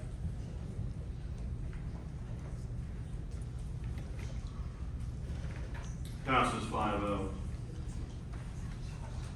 Unaudited financial report. The highlight of the evening. Did you all receive the beautiful book? We did. Two now. Yes, well, one's the official print. This one has the tax. The other one's hot off the press. All right, so good evening, trustees. I want to start off with giving a shout out and thanking the district office staff, especially the fiscal department, that work tirelessly. Once the school year ends in June, we work all summer long every year so that we can be closing the books. So by doing so, we can bring you tonight the final numbers for the fiscal year July 1, 2022 through June 30, 2023. And these are the actual final amounts of revenues and expenditures received and spent throughout the last year. This gives us the changes to the ending fund balances, which will roll into the 2023-24 year. And these numbers are used by the external auditors to prepare the official audit report. So you have all the details in the good reading that you got over the weekend. This is a chart to give a look back of the unrestricted general fund revenue, expenditures, and contributions. The main source of revenue under the unrestricted general fund is through the state, through the control funding formula. You can see we had a jump in revenues in this last year in 22-23 because of the compound COLA over 13%. Along with that increase in revenue, you can also see we had an increase of expenditures. There's rising costs in all areas. We had increased staffing costs due to the salary schedule increases we were able to give, as well as the off-schedule payment. Additional stipends to some staff for challenging areas. And we also had increasing costs in all areas such as supplies, utilities, insurance, pretty much everything's going up. However, we did not deficit spend still. And the contributions also saw a higher than normal increase. Contributions are made to the restricted funds for special education and routine restricted maintenance, which are also seeing an increase in costs. Here is a look at the total general fund ending balances. The general fund ending balance is the biggest portion of the balance this year is in restricted accounts. Restricted funds are those from revenues that have external constraints and rules and that we must spend them by. There's also a portion that for the 3% minimum reserve we must meet every year. A portion for an assigned funds ending balance, and then everything else falls to the bottom line of unassigned ending balance. So you can see there was a big jump in ending balance, but the portion of increase is mainly due to restricted ending balance. Here's a closer look at these fund balances that are restricted. The full list of them are in the booklet. However, I highlighted 4 of the restricted funds that have the biggest balance. The Learning Recovery Emergency Block Grant, we still have just under $19 million in that account to spend by June 30, 2028. Those funds were received in 2022-23. We haven't really spent them yet at all because we've been spending down our federal ESSER COVID dollars, but once those are gone, we'll be able to spend these learning recovery dollars. And these were some of the funds that the state provided in 22-23, and then subsequently pulled some back in 23-24. The other fund that the state did that with was the Arts, Music, and Instructional Materials Block Grant. That was the plan you approved tonight. So we have just under $8 million in the fund balance there, and we have until June 30, 2026 to spend those. One of the next largest chunks of money in restricted ending balance is that Educators Effectiveness Grant. We still have $3.5 million to spend. We have to do that by June 2026. And restricted maintenance account, these are ongoing funds, and they're given to the restricted pot from the unrestricted general fund as required by law. There's a little over $4 million fund balance there. We do add to it every year. And this last year we added an additional chunk from the LCAP to focus on some of the projects that were identified. Here's a summary of the other assignments piece of the ending fund balance. These are carryover and designations that are assigned when we close the books. These were for things such as identified equipment and materials replacement, for furniture that will need to be replaced, or equipment that's retired equipment such as copiers and vehicles to be replaced. There's carryover from the one-time mandated costs grant from many years ago now. We spend it down every year a little bit. And that's held in the unrestricted general fund, but we have those funds identified for the projects that were created with those funds. There's also a one-time project costs that have funds designated. Examples of this are the classification study costs, activities to support the 8 promises, textbook and curriculum adoption, as well as professional development. Site carryover funds are always redesignated every year as the carryover. So throughout the year, the sites have their basic and supplemental concentration grant funds that they can spend at their sites. They don't spend it all, so it falls to the bottom line, but then we designate it as carryover in the following year. The same with the program carryover, such as the medical admin activities, our technology infrastructure funds. And then there's one-time or there's known expenditures that are in the coming year, such as legal services for general administration, environmental testing, and then identified facility and department needs. And an example of this is the flatbed printer that was just approved for the bid. That's the print shop equipment that we have these funds designated for. I'm glad you said flatbread, because I have to. I'm hungry. So this is a chart, the final chart for the final enrollment, unduplicated pupil percentage, and average daily attendance numbers. The piece that's most updated is the ADA from the P2 time period. So that gives our attendance rate for the year. So that orange line is the attendance rate through the past several years. You can see 22-23 had a very small increase over 21-22, but we're nowhere back near where we were for pre-COVID numbers. So that is something that the district will be looking at and focusing on this year to try to raise those attendance rates back up. And finally, Bostonian Global Charter. Here's a brief summary of their combined revenue, expenditures, and fund balance in that first chart. They did not deficit spend, their revenues were over their expenditures, and their fund balance is comfortable to be able to provide that 3% minimum reserve. And their enrollment, attendance, and UPP is on the right side. The enrollment shows some growth as they expand they have a 12th grade now, so they've expanded another grade level. And then their UPP saw a similar jump to what the district saw in this last year in that same small attendance rate. So their trends are trending with the district. So lastly, the next steps, I do recommend approval of the 22-23 unaudited actuals report. I'll see you again in December when I bring you under assets 1-3. There's $1.4 million of combined accounts receivable. Got it. Thank you. Okay, so it's both under there. Thank you. Any other questions?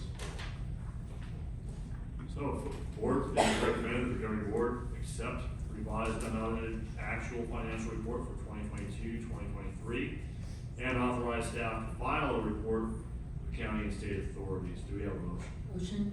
Motion by Joe, do we have a second? Second. Second by Juliana. Please vote. And I appreciated your page turn this time. Thank you, Miranda. Spice it up.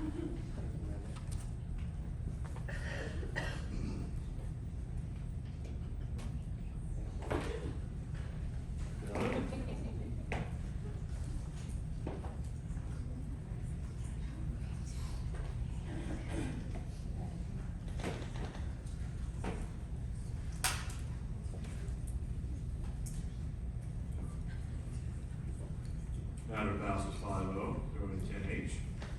It's recommended that the governing board approve, ratify the consultants listed. Do we have a motion on the consulting agreements? Motion. Motion by Karen, do we have a second? Second. Second by Anthony. Any questions or discussion? Hearing none, please vote.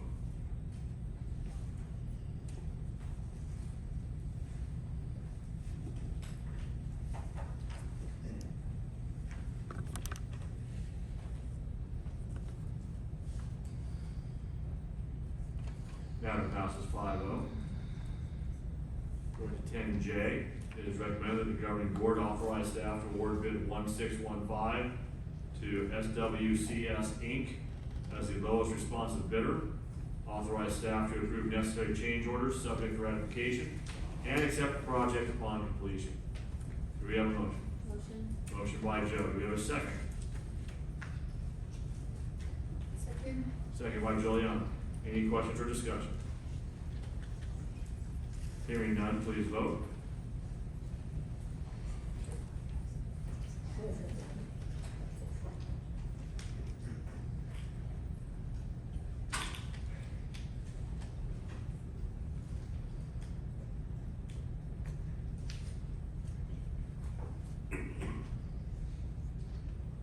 Matter passes 5-0. Moving now to 10K, and keeping with the HVAC theme, it is recommended the governing board authorize the award of bid 1616, total base bid C only, to Able Heating and Air Conditioning Inc. as the lowest responsive bidder. Authorize staff to approve necessary change orders, subject to ratification, and accept project upon completion. Do we have a motion on this matter? Motion. Motion by Joe. Do we have a second? Second by Karen. Any questions or comments? One question on the $365,000 amount, does that include, I heard that the roof needed to be reinforced to be able to hold the unit on the roof, is Able doing that? That's to do the whole scope of that air conditioning to the locker rooms. Oh, thank goodness. That is wonderful news. Please vote.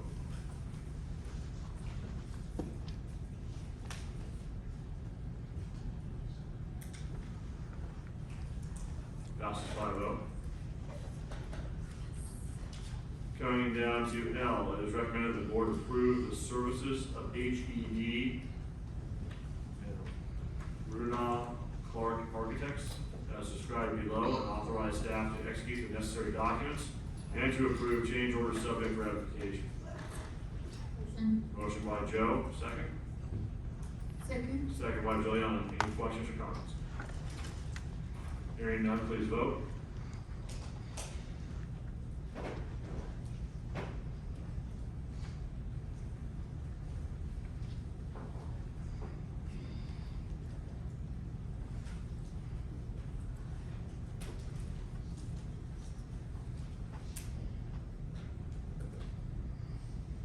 That passes 5-0. Coming down to the last action item of the evening. It's recommended that the board approve termination of all contracts with Interlogics and authorize staff to execute the necessary documents. Do we have a motion? Motion. Second. All right, motion by a wave of directors and trustees, seconded by a second wave of directors and trustees. So we're going with Anthony on the motion, seconded by Joe.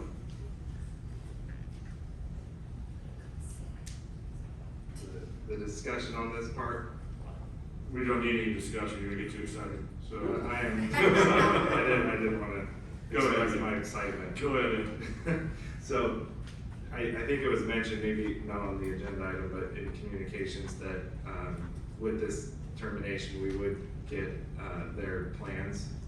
And I just wanna say, I've had nightmares about these banks of Chinese batteries being between two buildings at Greenfield, for example, 10 feet from the switchgear. And, after talking with the fire marshal about the explosive nature of these battery fires, I think the plans they had were bad. I think they were based on a cost savings, putting these batteries as close to the existing switchgear as possible to avoid trenching. If we ever do want to plan to put batteries on school sites again, which I hope we never do, I hope they end up in the back 40, and I would rather than it be a $2 million savings over 15 years to be a $2 million cost for the extra trenching to put them far and away from any entry and egress or any students, just in case. So I'm happy that this is canceled.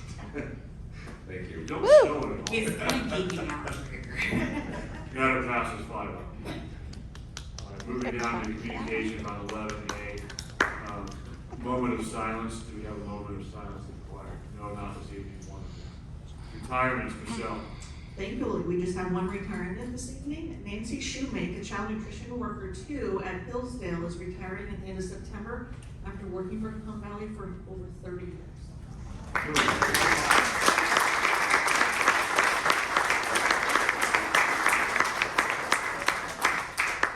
That means she fed all my kids. You probably did.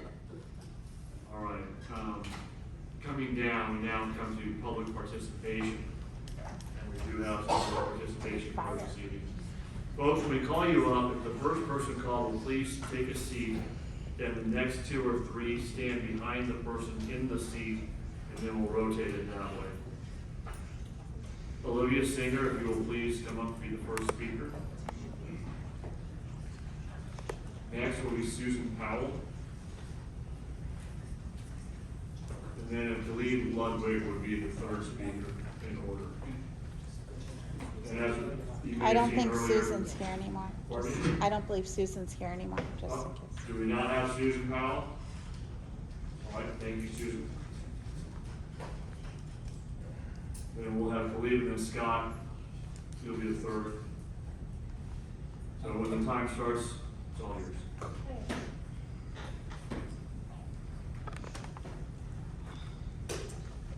Good evening.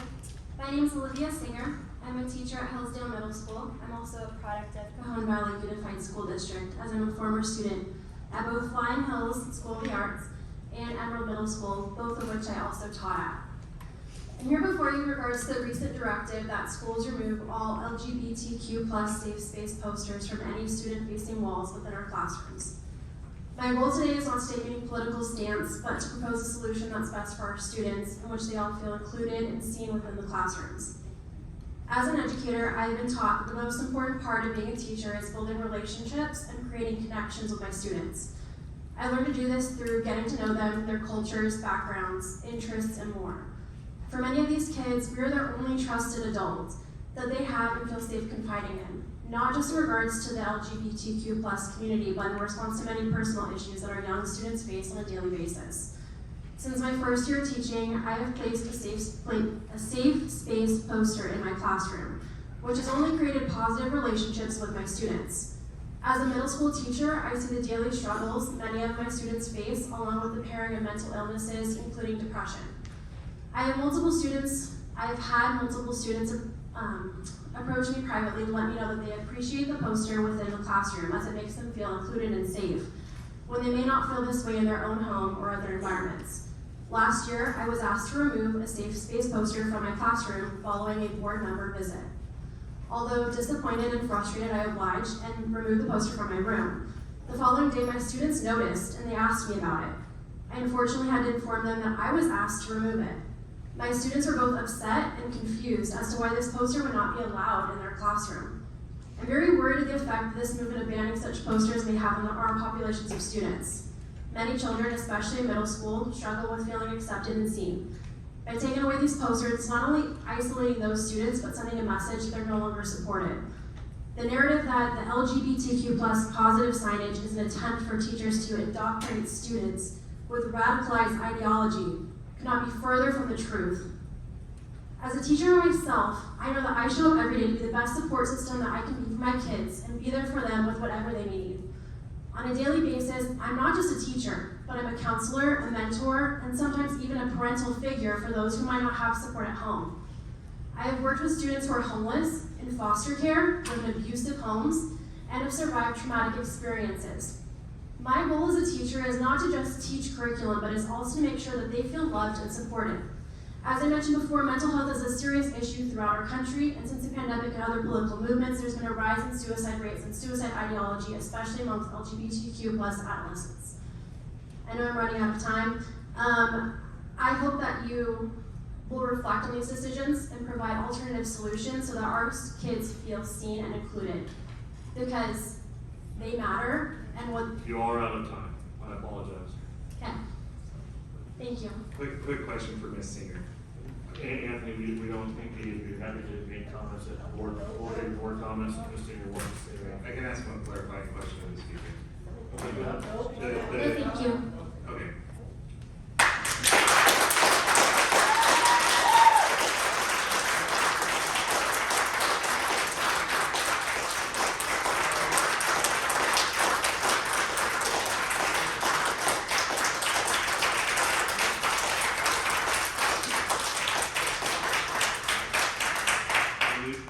like to ask if my daughter can speak before me.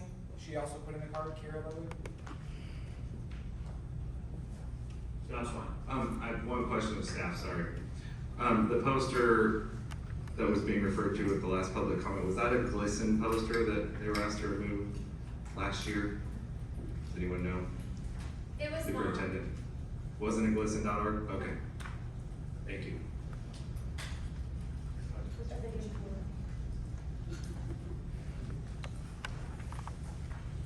So Kira? Yeah.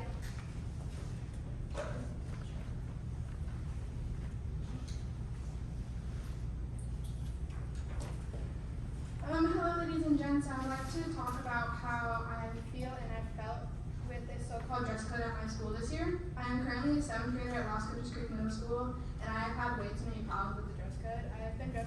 I've been dress coded for midriff, and the school claiming that my shorts are too short. Almost every morning, my advisor teacher will have everyone stand in a line outside of our classroom, and she'll have one student at a time, one by one, and look them up and down, making sure it is appropriate.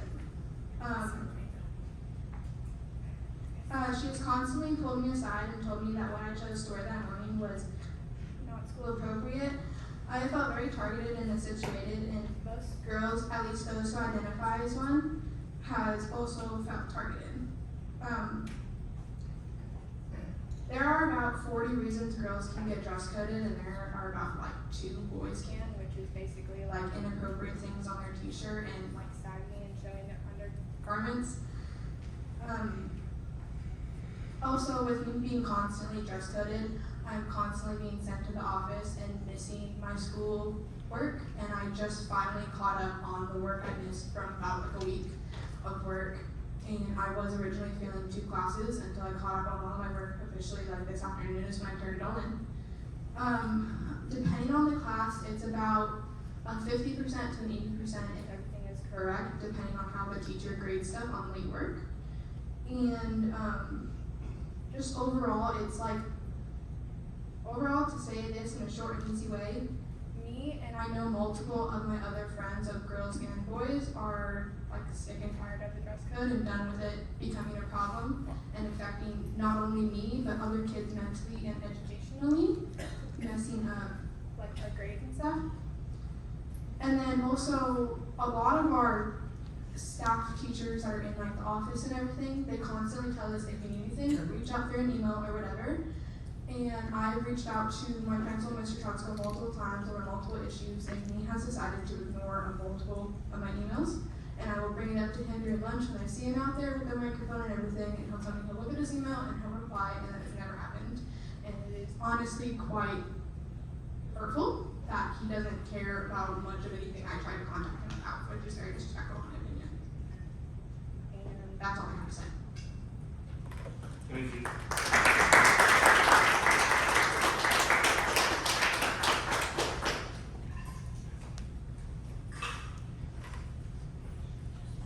Okay, so part of what I came here to talk about was dress code. I wanted my daughter to speak before me so you can see where she's coming from. In the first 2 weeks of school, I was called by her for dress code purposes 7 times, 3 times in 1 day. That's when she says she's missing a lot of class. The thing about it is that dress code was designed for a health and safety issue. You actually look at the code, 35183, which is Cal Ed code, and it was made in 1998. Fashion's changed. My daughter, when I take her shopping, she goes to the girls section. She wants to show herself as a girl because that's how she feels. People want to talk about safe spaces. When I was in school at Cajon Valley, I didn't need a sign to tell me it was a safe space. I knew it was. I didn't need a flag or a sign or anything. It wasn't political, it wasn't sexist, it wasn't anything. It was, school was safe for kids. And when my daughter comes home and tells me she doesn't feel safe, she can't express herself as a girl, and that when I ask questions to the principal, he even says it's harder for girls to comply with the dress code than boys. And if that's not prejudicial, I don't know what is. It needs to change. The other issue I came to talk about is every time I go to the school or to staff here at the district and I start questioning where does your authority start and stop when it comes to me or my children, and I start asking for accountability, what I get is what I take as a threat, or you can call it can't remember the term that I'm trying to think of, basically comply or goodbye. So because I'm an upset father, my daughter is saying that she's feels threatened, targeted, she's missing classes, her grades are failing.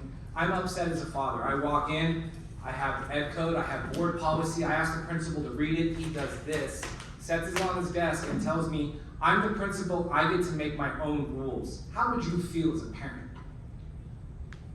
So yeah, I got upset. And I bumped a chair with my foot, and he says I kicked a chair. In the email he sent the superintendent. And when I get to a meeting with the superintendent, assistant superintendent, Karen, principal, I think it was the director of education, basically what I'm told in that meeting is we don't have to follow our own rules, but you need to follow what we tell you. Comply or goodbye. Stay away order, revocation of a intra-district transfer. And all I'm asking for is where your authority starts and stops and accountability.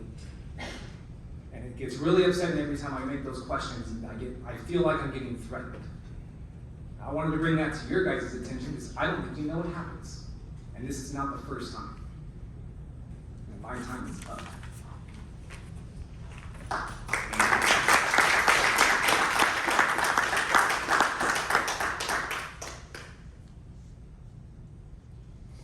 Looks like Olivia Owens.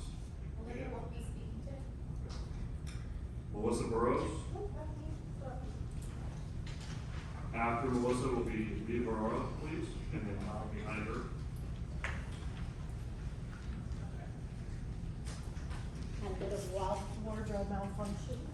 And Mr. Burton is left, unless I missed the cowboy hat someplace.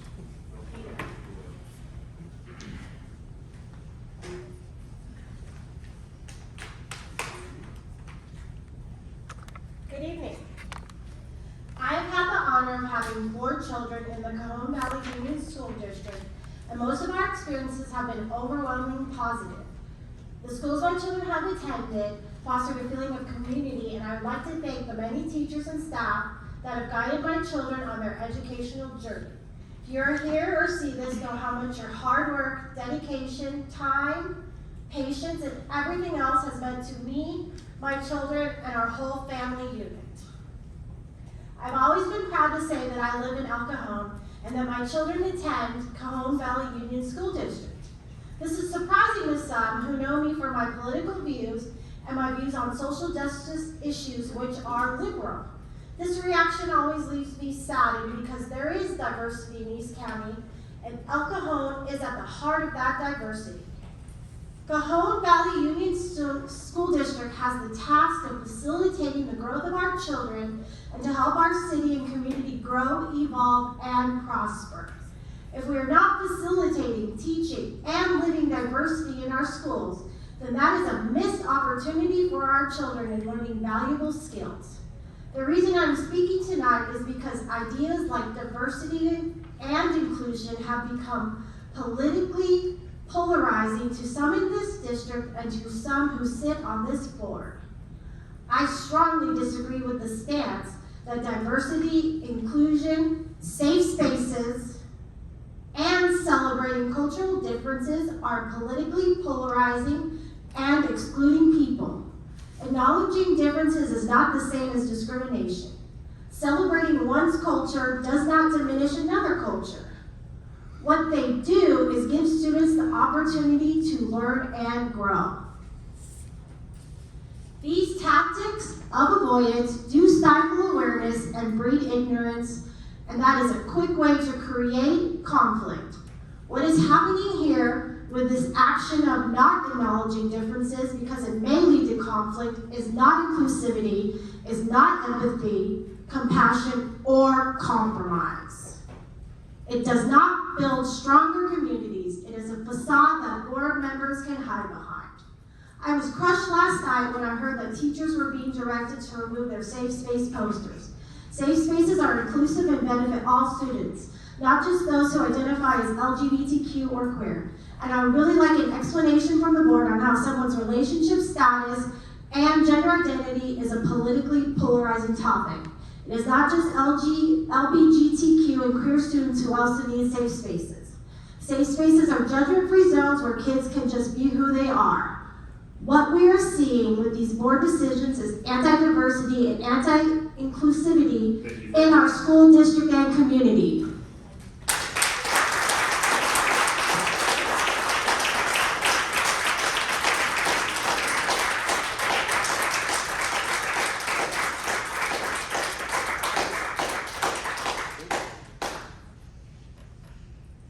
Leave when the clock starts. Hi, I'm Lee Barallo. I'm Christy's neighbor, and I'm here to support her and her kids as they supported my husband and I and our 6 kids when we moved in 19 years ago. I am so grateful for this board that you're doing what you're doing, and you're asking for transparency, and you're giving parents parental control over things that really should stay in your home. And I'm glad you don't have posters up and you're not having those there, because I feel like kids should go to their parents and families should be supported. This is a K-8 district. And I know middle school's tough. It was tough for me forever ago, and I know it's even tougher today. So I think making people, the kids feel safe and included, when you don't have all that stuff all over the walls, that they'll interact with each other, I think that makes way more sense than having that kind of stuff up there. I think that's way more divisive. And ultimately, I think that it's parents' responsibility to care for their kids, because they're minor children. It's our responsibility to do medical, financial, and really their education too, where they go to school. The government, it's not their job, it's a parent's job. And so thank you for keeping that up. Thank you for passing what you passed back in June. You're doing a good job.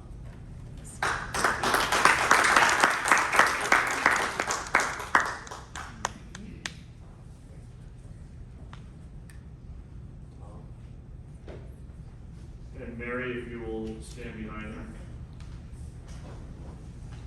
Hello again, Tom Rowe. It's hard to believe it was about a month ago that the topic of interest of the night was the opening celebration of the school year. It does seem like a long time ago. But I remember when we pulled out those 2 contracts for the sand artist and indoor pyrotechnics. It was $14,000 for one and $11,000 for another.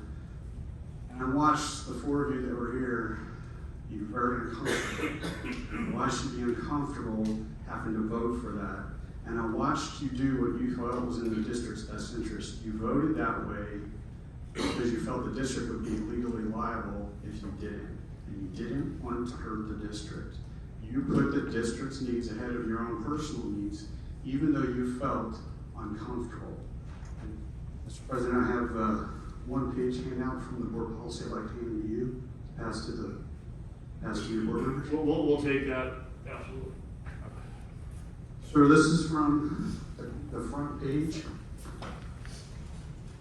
The LA Policies and Regulations, Section 3000, Business and Non-Instructional Operations. I just want to point out to you what I've underlined regarding contracts. To be valid or to constitute an enforceable obligation against the district, all such contracts must be approved and or ratified by the board. I think you all spent about 20 minutes on this. You're all very uncomfortable, and what I want to point out is no one told you you had a choice. Thank you. Thank you, Tom.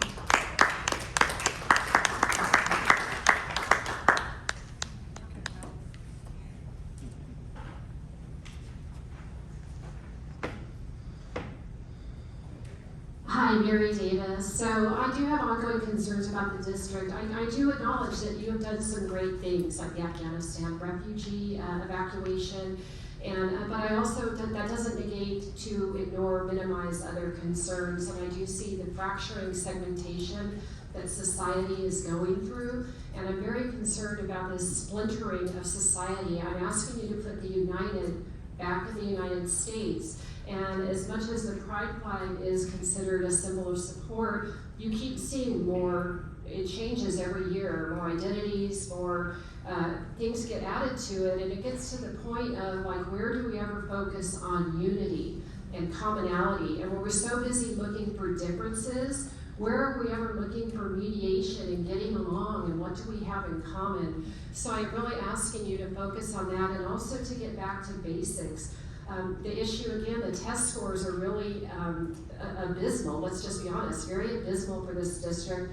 And at last meeting that I was here, the superintendent deflected on some feel-good engagement score. And I'm glad, I want kids to be happy and to feel good at school, but that doesn't negate for their ability to function in life and to go into the supermarket and to be able to do basic math and not have to wait for the little sticker to tell them what's a better deal or not. We need to get kids that can actually function and have a purpose-driven life. And I do want to touch on what Eli had talked about. Again, I don't know too much in the backstory of the district, the chicken and egg, what came first, world of work, or your mission statement. But I'm sitting here tonight and I keep looking at this mission statement, and I have a big problem with it because you're basically putting kids on a track that they're going to find happiness and fulfillment in work. And while that is possible, I don't think that's the end goal, and that's not God's design for us. I mean, I go back and I look at how many kids, you just go to Reddit, right, and see all these people that are just feeling their souls are being sucked out at work. So I am hoping that we would change this to happy, healthy, critical thinkers with connection and purpose. And wherever that purpose might be. And I also real quickly do want to share a story I heard this week about talking about being marginalized and bullied. There are actually students of faith who are afraid to wear their faith-based jewelry because they too have been bullied and harassed. And I'm not sure if that means putting up crosses and stars of David's or other faith-based symbols in windows, or if we should just go on the premise of stop being bullied for everybody, treating people with dignity, respect, and supporting all students. Thank you.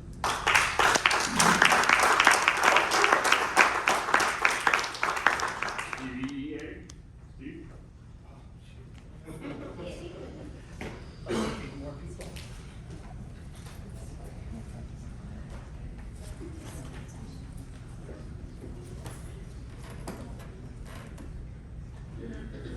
Okay. Hold on, can you guys hear?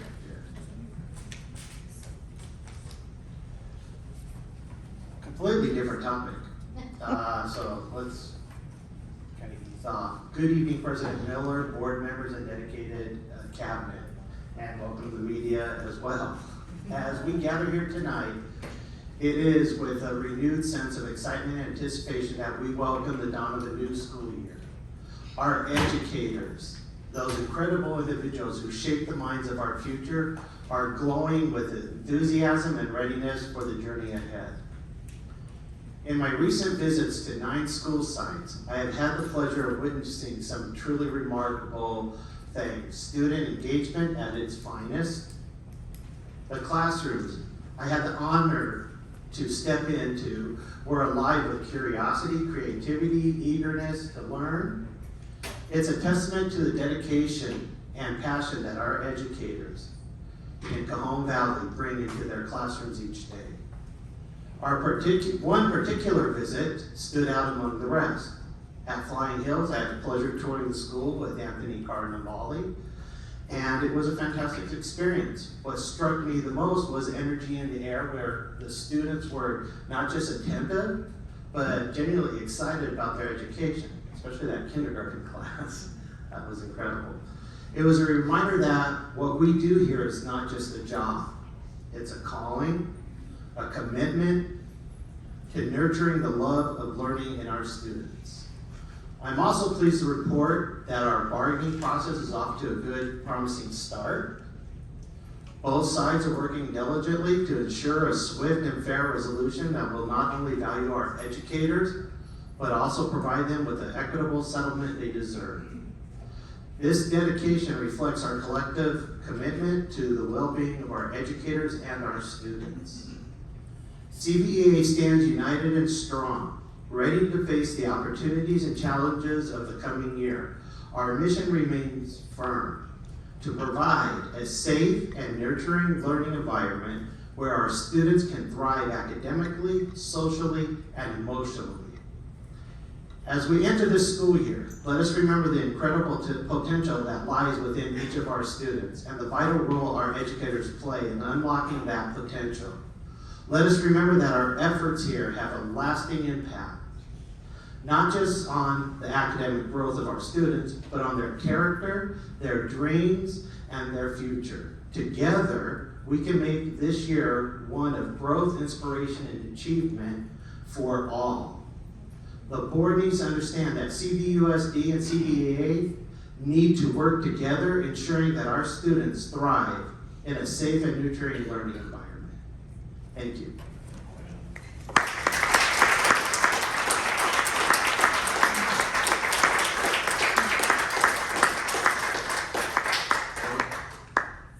I wasn't gonna talk, but I always have something to say. There we go.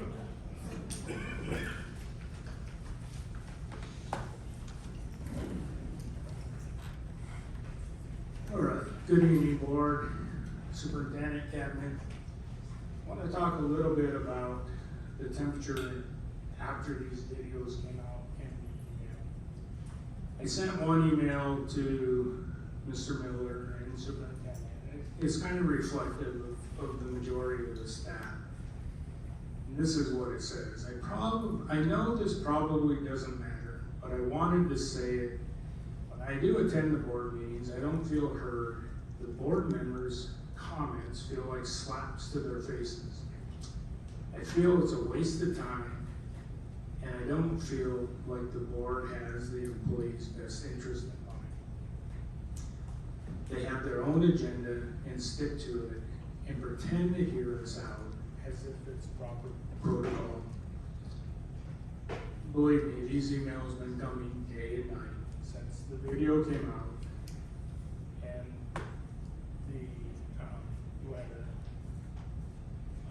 the email came out to all staff in the world. We do believe in you belong as a whole, but the way it was presented, it isn't inclusive. It's meant to be inclusive, but it's not. Cajon Valley is the biggest employer in El Cajon. We have 3,400 employees. We're very diverse. We're not being inclusive to all. The things coming off this dais, again, I remind you of last month, is you are opening yourself up to civil liability. You're violating people's civil rights under AB 1343. You're violating the First Amendment. If we do not have happy staff, there isn't one staff member in this district that doesn't affect the schools or the students in this district. We provide support in learning in every aspect. If you do not have happy employees, that's going to transfer down to the students eventually. And I'll put it this way. If all the ballots leave because of the negativity by this district, your ship's going to roll over. You're not going to have anybody to work for. You got all these chiefs, all these people, and no one's going to be able to work for you.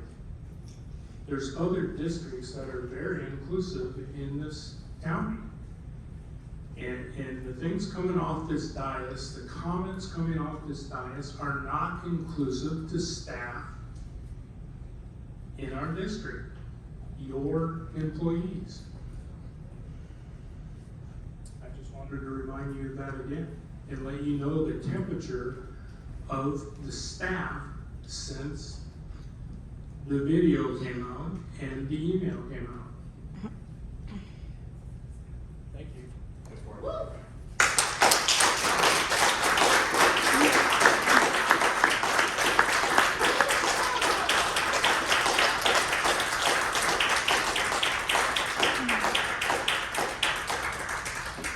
Ryan, still you go. Oh. You're auditioning for Ryan? Yep, yes. Go, now, come on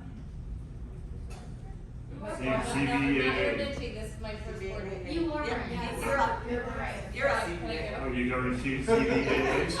I'm CBA. Yeah, so you're taking tonight's.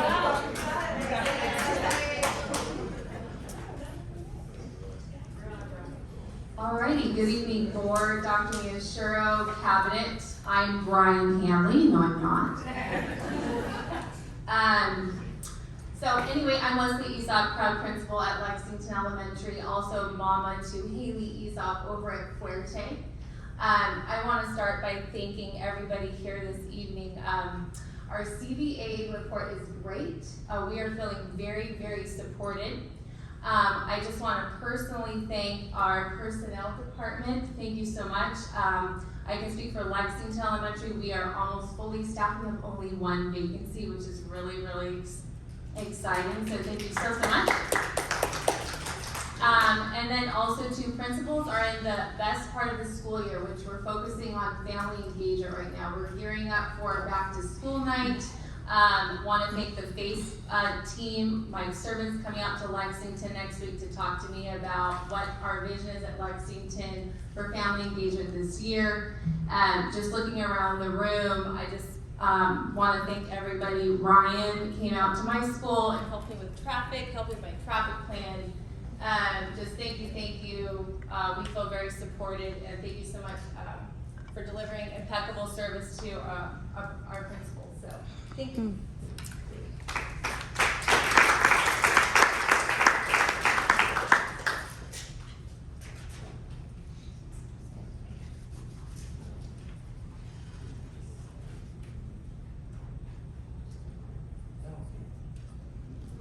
Chrissy, we have a speaker card uploaded to you.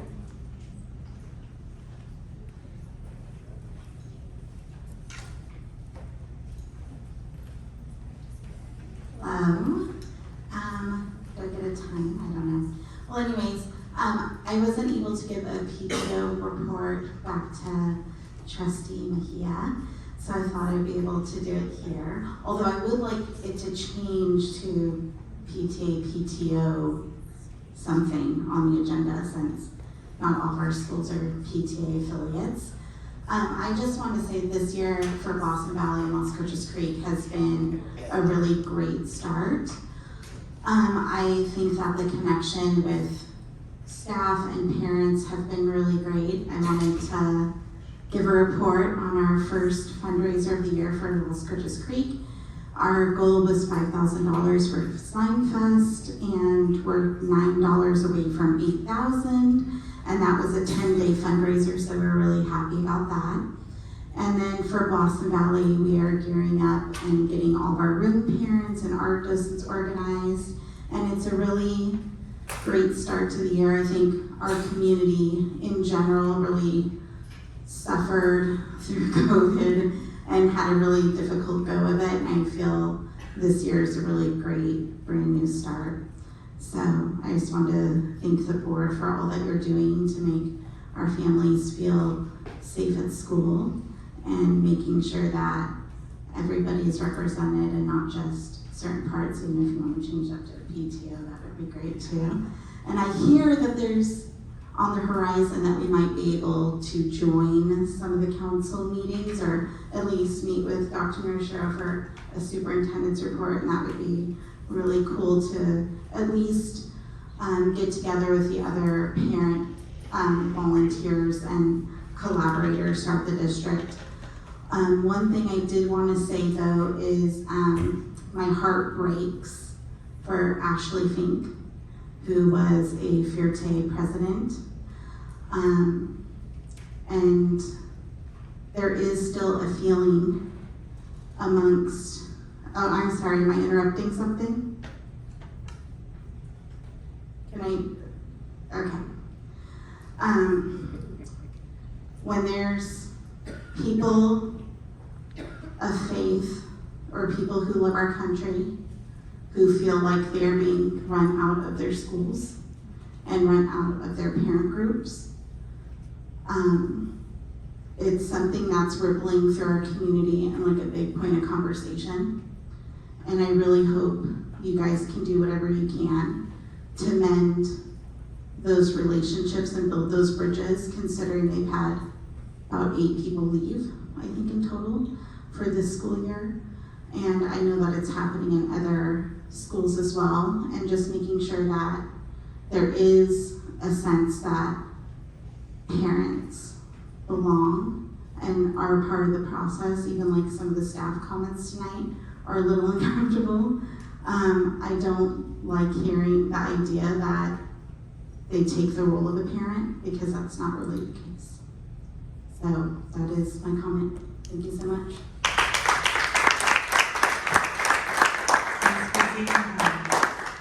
I'm glad that you were able to do a card, and I definitely invite that, so thank you.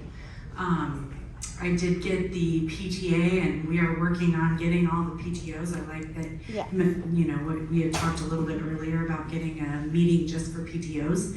And so reaching out, and watch out for your emails, because we're gonna get something going. But I did get the update. Fuerte is doing a lot of great work. They have their roundup, Boo Bash, fall auction with teacher experiences, member drives, all the fun. Fifth grade has their first field trip set, so there's some really exciting things going on. Crest PTA is off to a busy start as well. They've got their Boo-hoo Yahoo breakfast. That's a lot to say really quickly.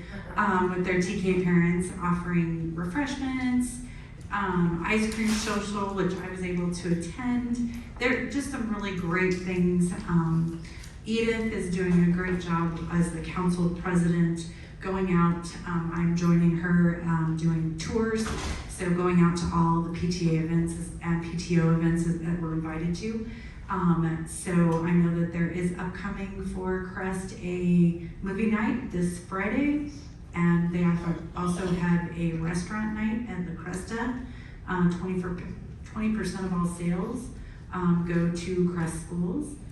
Let's see here, I've got Bostonia Global. The families have communicated excitement about a lot of the upcoming events. They actually have a whole new board. Nobody has been on a PTA before, so they're really excited for making some exciting things happen this year. Rios, they've doubled their PTA membership this year already, which I believe there is some awards going out to all the PTAs and PTOs that are doing that membership drive. So let's see, Hamishaw, they've had their back to school luau, their book fair, their fall festival, and so much more is coming up. Let's see, Hillsdale, no, Avocado, sorry. They have their first back to school event and movie night, and it was a huge success. Their membership drive is also going great, and they're starting for their fall festival for their planning. And let's see, Hillsdale Middle is proud to announce they've earned the National PTA School of Excellence recognition for the work that has been done this past year. So they've had 2 designations and hoping to continue to improve the work that they've done and built. They had their welcome back picnic, and they had their unveiling of their ground floor murals. They've had a ribbon cutting with their new principal, Mr. Wallace, and food trucks, free games, activities, and everyone opportunity to come with their gear. And let's see, they have, gosh, so much happening. I'm trying to scroll through this. Reflections art program coming up, and the Rancho San Diego Library is also giving books to the students. They have Little League that gave out free swag, as well as the Texas Roadhouse, which had games and prizes for their kids. I Love a Clean San Diego. They've had so much more. So let's see, and Cajon Valley Middle, they had their first council meeting of the year. They had a great turnout of 32 attendees, and they are busy training and helping with the budget tips and reflections info. And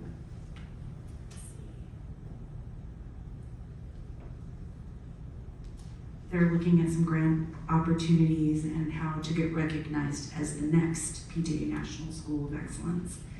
And then lastly, Montgomery has a school membership drive. They also sent out, and I'm not gonna be remiss on saying that there is some specific needs and that we are addressing at the district from, and we've talked about this in the safety as well with some of the bathroom repairs that need to be done, which we just talked about. Even getting the water stations, those were a big need. Cleanliness, I wanna just appreciate those that do the maintenance, because having to clean up bathrooms after all these kids coming in and out has got to be one of the hardest. I mean, I have to keep up with my own house and it can be very difficult.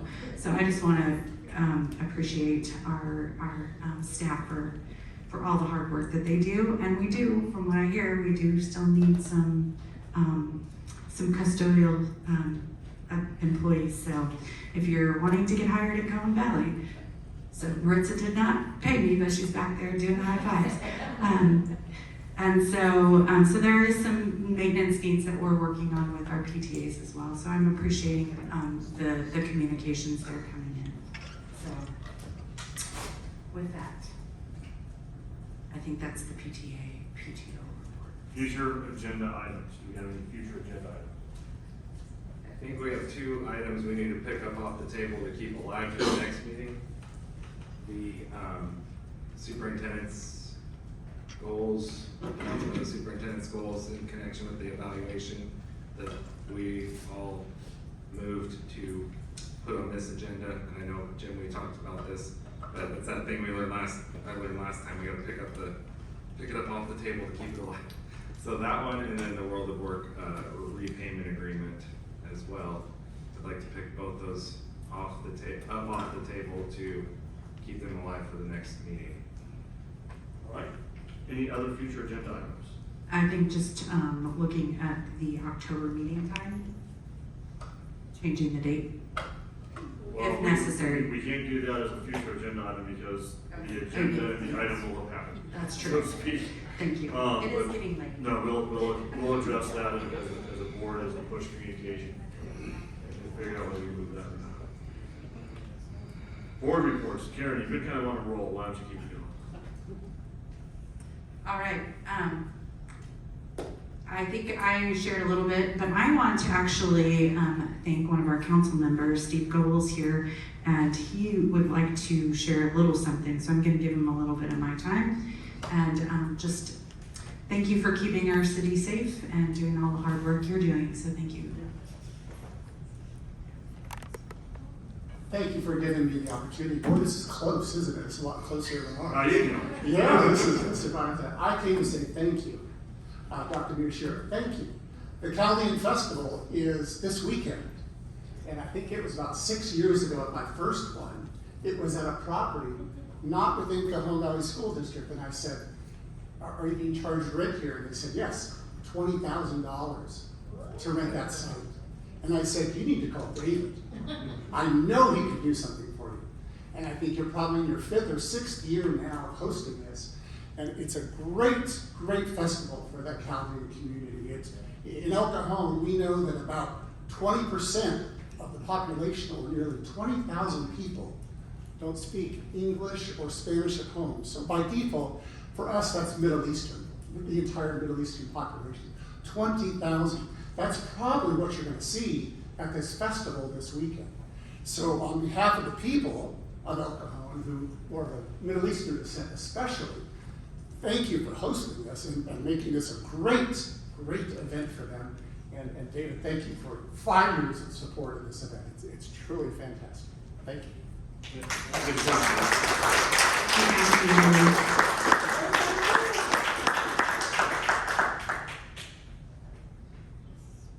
I'm going to forego the rest. I think all the exciting things that PTA, that's been a lot of my time. Okay, fair enough. Anthony? Now that I know I can invite council members as guest speakers for my board report, I might try that next time. That's pretty. That was a special one-off antidote. Councilmember Goebel. So it's been a busy start to the year, I know, for our staff, and I'm just walking around watching all of you do the incredible work you do. I visited Bostonia, Madison, Montgomery, Hillsdale, Cajon Valley Middle School, LCC, Greenfield, and Flying Hills. And second, what Steve was saying, what a great visit. And you know, Flying Hills could really use that auditorium in Greenfield. That's their theater program there is top notch, and Greenfield's theater is top notch. So it'd be great if we can get some buses for them for their performances throughout the year. All in all, I could go down each school visit. I had a list of teachers I saw at work, and just overall impressed with the work our teachers do and our principals. The conversation tonight and for months now has been regarding the safe space posters, and the presentation Dr. Miyashiro did on video I thought was great, and I think your story at the beginning, the context you gave was excellent, and I think the part that I would like students and staff to remember, and I'm going to try to restate it from memory, and I don't want to spoiler alert in case you plan on showing this later, that students are free to express themselves at school. They do not shed their First Amendment rights when they walk through the schoolhouse gate. I believe that they are allowed to go so far as handing out religious, political, or GSA flyers at lunch if it's not disrupting the learning environment, to wear whatever expressive clothing, pins, whatever they would like to, however they would like to express themselves. With teachers, we've studied a lot of this lately, and there was a ruling that happened in this county, I believe it was Poway. There was a teacher who had, "In God We Trust," these huge posters in his classroom. And quoting from memory here, the court basically held that a teacher in a classroom is a spokesperson for the government. So when they're speaking on behalf of the state. And in that case, as far as I remember, it was ruled that, the giant "In God We Trust," "God Bless America" stuff was too much for being posted in a student-facing area of the classroom. And then there was some clarification that, workspaces, and this is something Dr. Miyashiro touched on, workspaces, Chromebooks, computers, bags, personal workspaces of students and teachers are more than welcome to express yourself, have pictures of your family, your beliefs, religious or otherwise, in that area. Where it becomes an issue is student facing, and in Superintendent Miyashiro's video showed the GLSEN safe space poster, which has been the major concern of our district because it has a link, an external link to glisten.org. When children go to glisten.org, the first thing that pops up is says, "Touch this button 3 times to quickly leave this website and it will erase your browsing history." Other things they do is they solicit donations from children. They offer children $20 e-gift cards, 12 years old, to secret shop their doctors and report back to the Trans Youth Project, who will use the data to educate, quote unquote, educate doctors in San Diego County. There are laws and policies that we have to worry about, but even at the federal level, there's the Child Online Privacy Protection Act, where operators of websites should not be asking for that sort of information from somebody under the age of 13, most definitely. The other issue we had with GLSEN was the training that they offered. So they have a educator resource handout, and it says, "Hand this to every one of your students at the beginning of the year."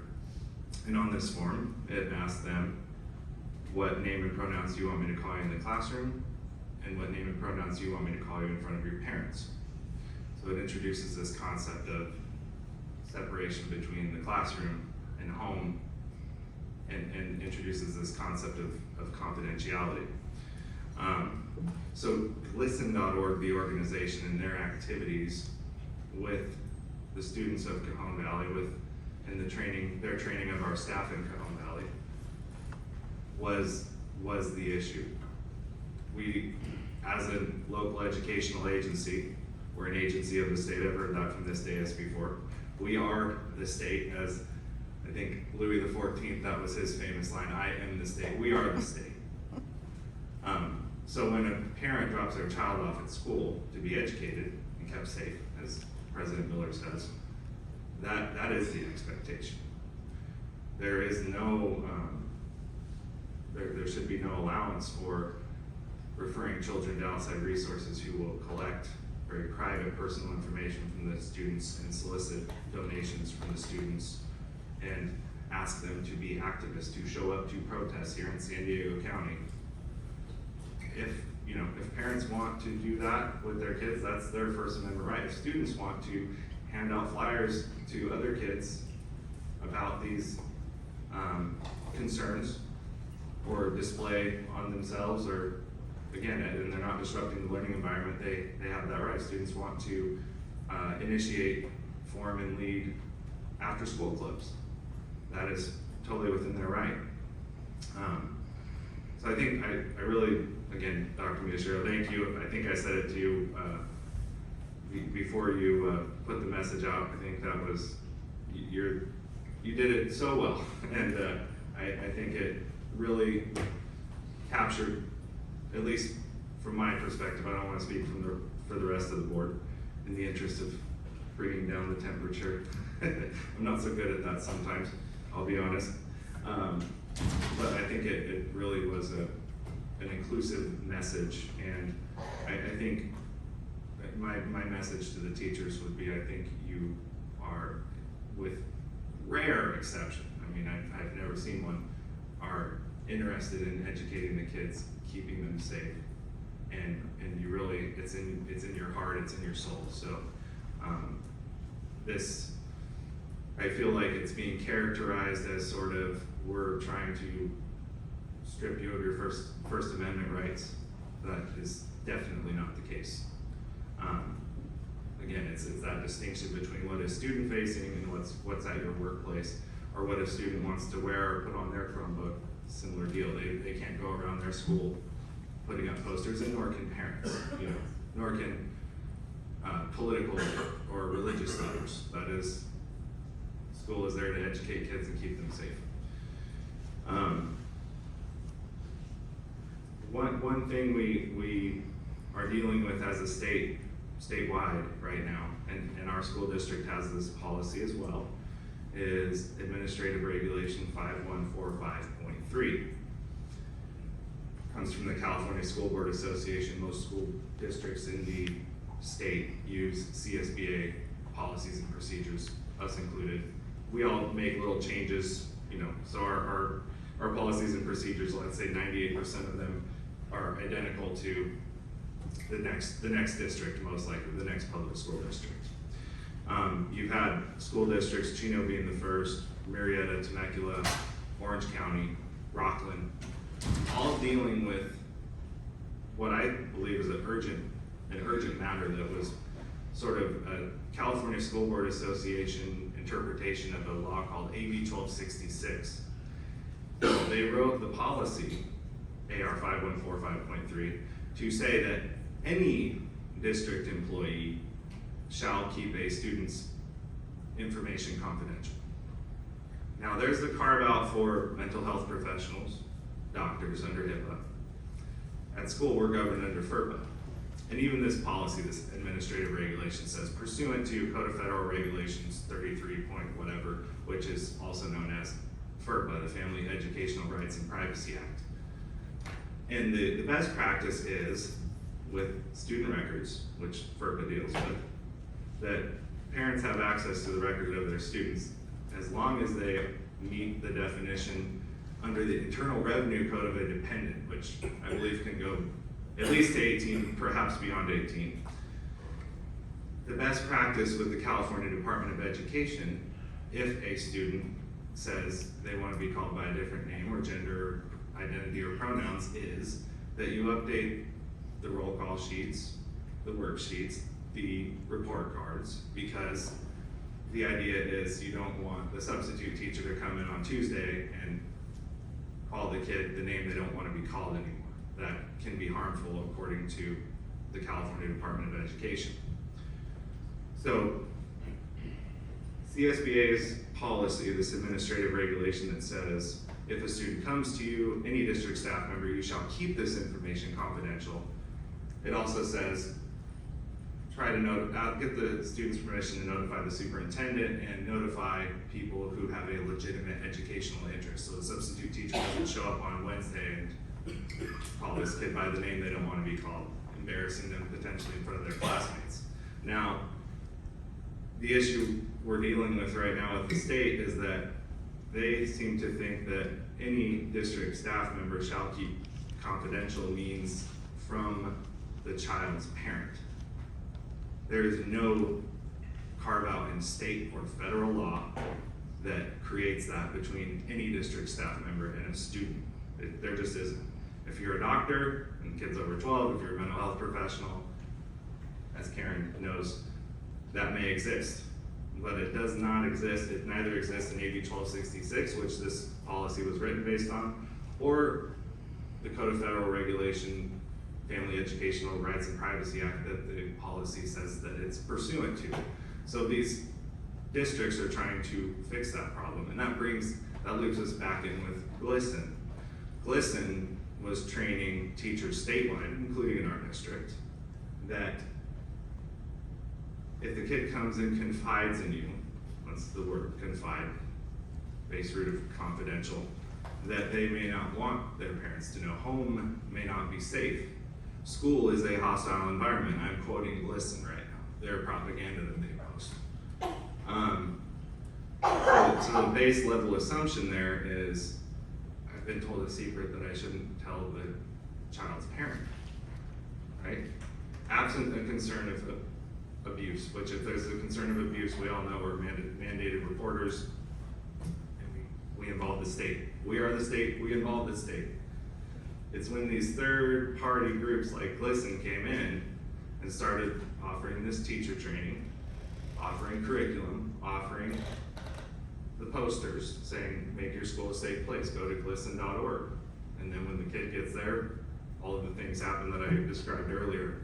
They're solicited for donations, activism, very, very private information. What is your home or safe address? What is your sexual or romantic orientation? What is your name, age, grade, school that you go to? And it's a Google form. GLSEN San Diego, it goes to somebody's computer, and they're asking 12-year-olds to fill this out. This is something that we wouldn't deign to do as a district without active consent from the parents. So it's not this concern that statewide of parents isn't happening in a vacuum. You have the state saying, here's the best practices, keep it confidential except, to the people who have legitimate educational interest and to the superintendent. And then you have these outside groups who come in and reason to that, we need to keep it confidential from the parents. They may not be safe. And again, this is like a default assumption. It's not dealing with parents who may be abusive. I believe that policy that we have needs to be clarified for all of us, because I think there is a concern, a rising level of concern with the parents in our community, as are these other districts in the state. And it's driving a wedge of trust between parents and teachers. For that, and I don't think any of the other districts have done this, I would like to see, and I know this isn't future agenda items, but I would like to see a parent advisory committee with teachers to really work out what does it mean if a student comes to you, and what will you keep secret or confidential, and under what federal or state law would we do that? Because we don't have HIPAA, we have FERPA, again. I would like to see that. I think it is I would call it an emergency at this point. That policy came down to us in 2019, along with all the other districts. And again, the policy creates out of thin air the idea of confidentiality between a district staff member and a student from their parent. That is, you will find that nowhere. I challenge anyone to go through the education code, the code of federal regulations, and AB 1266, which the policy is based on. You will not find that. And we should not create that. We should not allow that to be trained into our institution by GLSEN, which is what happened. So I hope that gives some nuance there.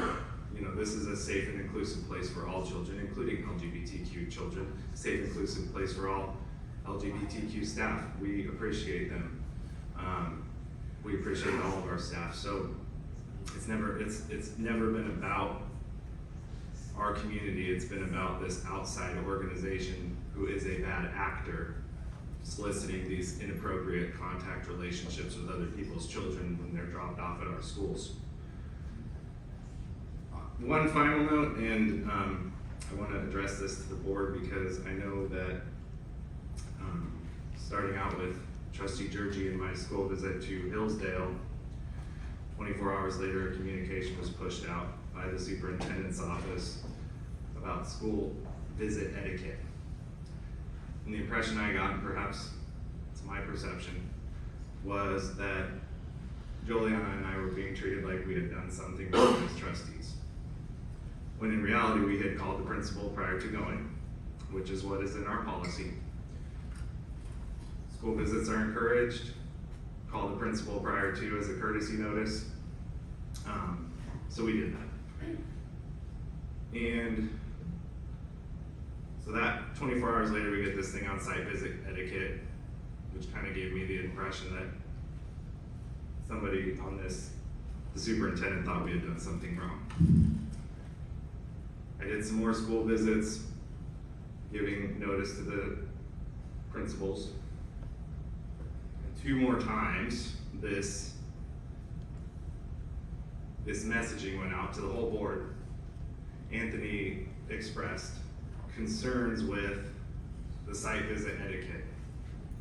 I didn't, by the way, guys. I didn't express any concerns. I was calling the principals as a courtesy and going and visiting these sites, and so did Juliana. We did nothing wrong. The superintendent began a text message thread copying the attorney for our district, saying that I was not being cooperative, I was being disruptive. The 3rd bullet point in our handbook says that the superintendent is to let the staff know that a trustee visit is not an occasion to interrupt your day at all. We have no authority when we're on that school site. We are there as elected stewards of this district. There's zero authority. We have 1 employee, he's right there, and I'm 1/5. So to say I have 1 employee, I'm 1/5 of his employer. So a trustee visit is never a reason to interrupt your lesson plan, your day, and that is something that our handbook says the superintendent is to communicate to you. My concern was raised up even higher when the superintendent, under a totally unrelated matter having to do with anticipated litigation, brought up Trustee Georgie's and my school site visit to Hillsdale. And I said that my immediate response was, this isn't an agenda item for anticipated litigation. A board member chimed in and said, yeah, it's an agenda item under anticipated litigation. The superintendent is the secretary to the board. Trustees are elected by the people. We can walk onto the school sites in our district, and it's a professional courtesy to call the principals. We cannot be disruptive. And teachers shouldn't have to disrupt their day, principals shouldn't have to disrupt their day. But for a trustee visit to be brought up as a point of anticipated litigation, like who's suing who here? The secretary to this board bringing that up, copying the attorney on these communications, is to me quite threatening. If I didn't know any better, if I didn't know the role here, that for the secretary to the board to bring that up as somebody is doing something wrong that raises the level of anticipated litigation. That's just not a thing when you have school board members. And I've talked to many school board presidents, school board members at many other districts, and we're elected to be able to be the eyes and the ears of the people who elect us, to keep, look at the community schools that we have. Those schools belong to the community. I don't know if this was intentional or if this was like, but the way I received it was kind of an attempt to intimidate. You're copying the attorney, you're saying, this is a matter of anticipated litigation. No, it's not. Not under any possible imagination could a trustee site visit be a matter of anticipated litigation brought up by the secretary of the board. It doesn't happen. So, I don't want to leave on that note, because again, I appreciate the talent and your abilities, but I think the cultural issue here needs to be addressed. Can I please respond to that? Absolutely, yes. Mr. President? I have a serious concern about discussing things that include legal counsel involvement. That is completely inappropriate. That's going to be my first comment. Dave, go ahead. Thank you. I want to respond to your comment. I don't think you understand what you're saying there. Discussing things that involve legal counsel, so trustee visits should never have involved legal counsel. That's right. That's the point. The fact that it was is completely inappropriate. I will agree to that if that's what you're saying. Yes.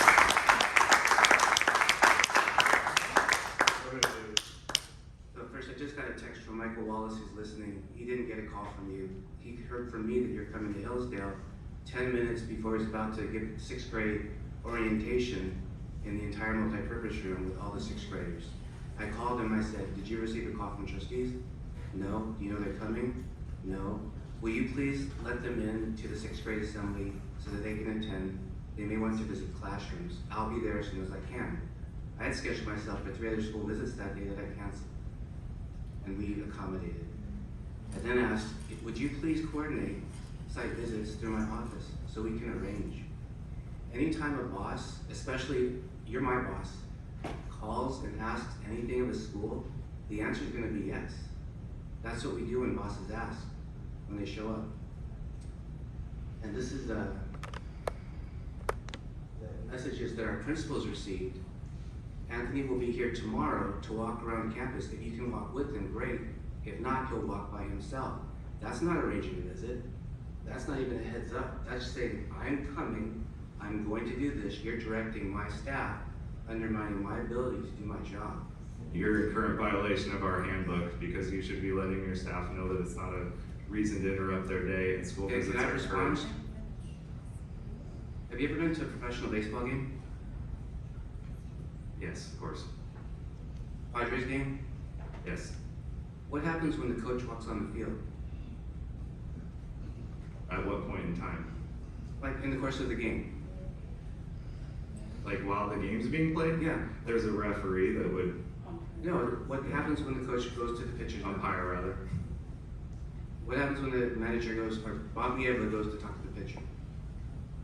I'm not that good of a sports ball watcher, so you're gonna have to help me out with The this game analogy. stops. It stops. It disrupts what's going on. Yeah.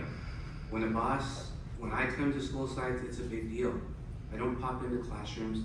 I don't surprise people with a visit. I don't go walking around aimlessly. I wouldn't do that. Well, you're their employer. I have no authority over you. And that's what you need to let them know in the handbook. All right, this is what we're gonna do. You made some false claims, now allow me to finish. I got, no. What are the false claims? Guys, stop. The etiquette has been to coordinate business.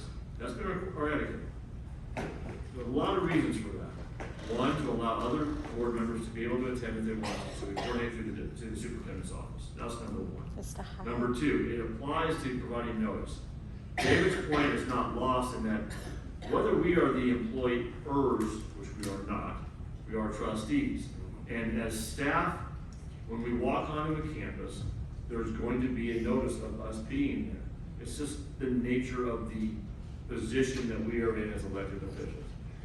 if Bill Wells walked onto a campus, he's not a trustee either, but he's the mayor of El Cajon. He's going to be noticed. There's going to be some level of disruption if you can't coordinate that. So, both of you need to respectfully understand the reason why the etiquette's in place, it's in our handbook, and why we followed it, and why we've discussed it. I understand, Anthony, your position is that you've provided notice. I get it, right?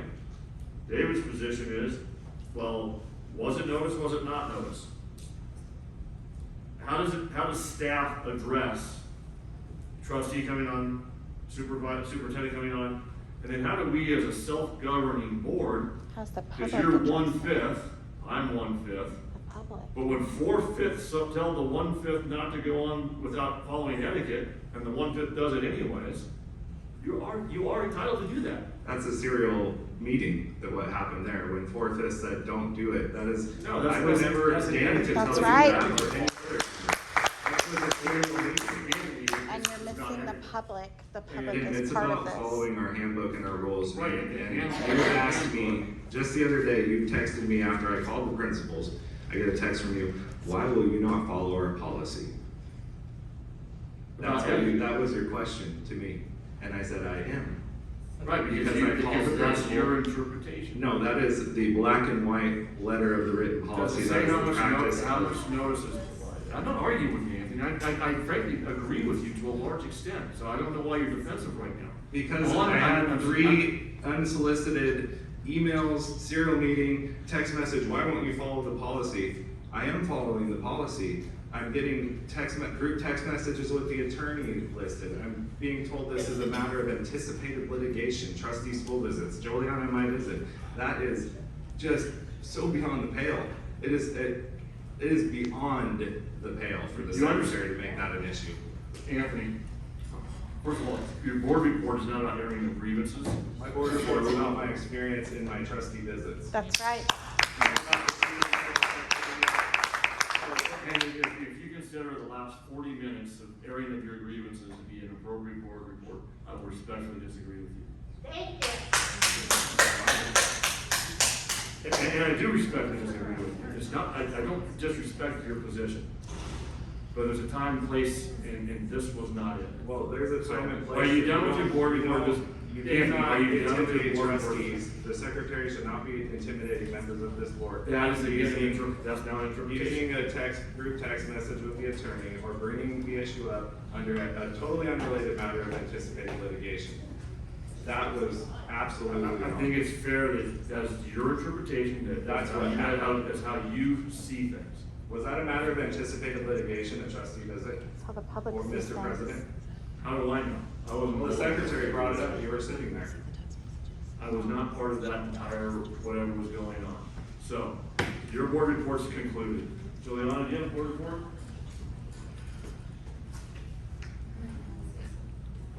Go right ahead.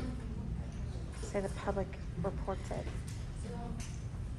After hearing like all of you talked about what happened at the school, I just want to let you know that at Cajon Valley, we love all the students. And we support all the students. We want them to feel safe by showing them that from the staff, they care in everyday interaction with them, not by having to show them what we have in the wall. This is not going to change anything, in my opinion. And also, I just want to mention here, as a board, we committed to help each student to become at their very best.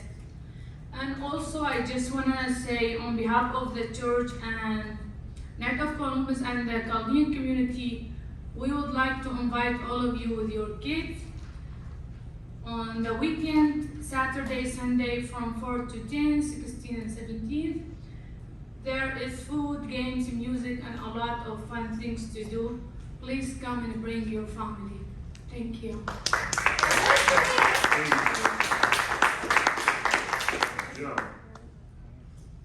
So I'd like to start off by just sharing that I attended an event at Bostonia Global High School prior to the first day of school, and I took the time to have a conversation with one of the advisors, Holly, just general discussion about direction of Bostonia Global and course, our wonderful student Levi, my grandson. So I wanted to mention that. Also, I had the opportunity to participate on the sex ed curriculum development with Kirk, as you met him today. And I think that the development of that curriculum is going well. I hope that a lot of that would help resolve some of the issues that we talked about on the dais this evening. Also, I'd like to congratulate in this open meeting Amanda Ford, who was awarded the Teacher of the Year with the county.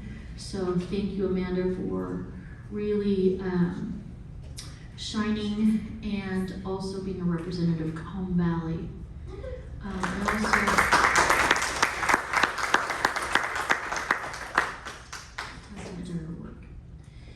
thank you. Also, I did have a visit with Flying Hills, both engaging to the kindergarten students, Ms. Jimenez's class, and also third grade student, Ms. Glazer's class. Grateful for their hospitality, and we talked about music, we talked about literacy, so just a great time to incorporate and press into a relationship with those students. Also, I received a stack of free breakfast recognitions from the Broken Yoke in Santee. And with that stack, I was able to hand those off to some of our students at Flying Hills. I don't have any more, but maybe I'll get them.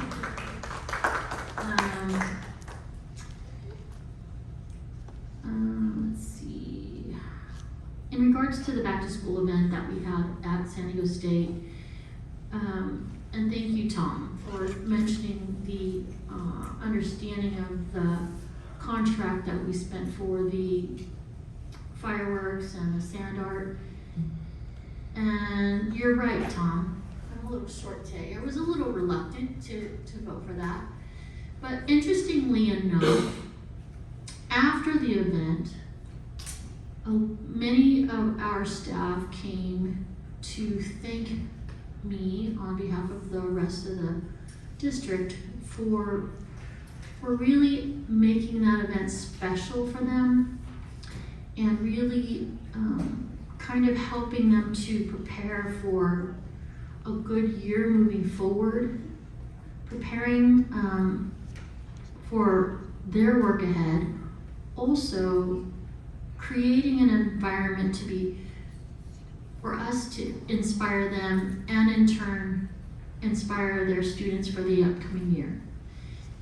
Now, in saying that, I also want to recognize that because of how we delegated that vote, I also know that David and staff are going to make intentional just the items that were concerning. Can you see me? As far as how we budget, and making sure that we are not only fiscally sound but transparent with the items that we're moving forward to make our staff feel that way. Because quite honestly, yes, they get their raises every year, they get their one-time funds a year, but beyond that, it's really difficult for a public school district to encourage and say thank you. My job, they say, okay, end of the year, let's all go to the Brigantine, and they'll have a celebration for us as employees. But for the district, we don't really have the opportunity to celebrate them as a whole community. So I think that's part of the reason why we do focus in that way. I wanted to say that also. And then finally, I have one more issue. I called Ryan Love a little bit last week, and just to kind of give you an idea, the scope of how our employees really invest in our district. And I hear him running a motor. And I said, oh, I'm sorry, Ryan, I didn't realize you were off today. I thought he was at home doing yard work. And he said to me, no, I'm not at home doing yard work. I'm running the weed eater at, was it Johnson? I don't know what school he was at. He was weed eating. Ryan Love. he was going out of the scope of his role and weed eating. That's not unusual for people here in Cajon Valley to step out of their role and move in an opposite direction or do something that they're not called to do, because that's how much a lot of us really love and cherish Cajon Valley. Now, as far as the school visits, right now, kind of a contentious topic. And yeah, Bill Wells walking into a school district, but if we look at it in a context of, let's just say, Senator Brian Jones wanted to come to Cajon Valley and visit, or just come to the city of El Cajon to do random visits in business, or I don't know, what are the things that we do in the city. And he wanted to kind of just do sort of a random visit, observing things of the city. The city itself would want to know, right? That these people are coming. They want to schedule. They want to make sure that they are able to offer the type of attention that any given individual of that dignitary level.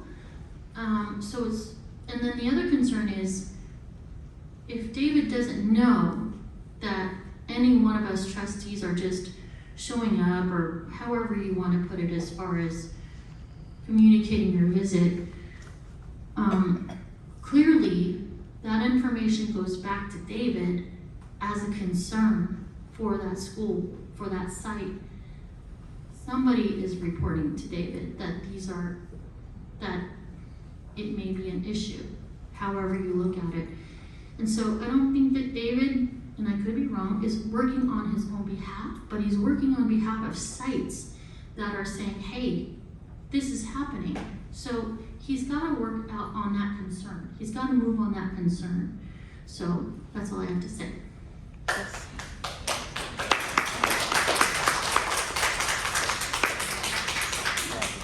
All right, we're at like 9:15 or so. This board is I became president December. Been on the board for 6 years prior to that. Been vice president for 5 of those 6 years.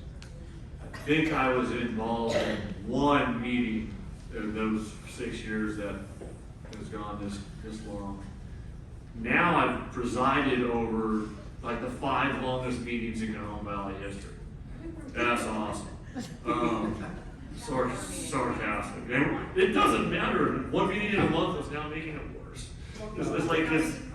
You should be able to move through this. But look, a couple of things. One, I do not want the public perception, and I think there is a little bit of public perception, that Anthony or anybody else on this board is contentious when we are discussing things with each other. I think we're being honest with each other.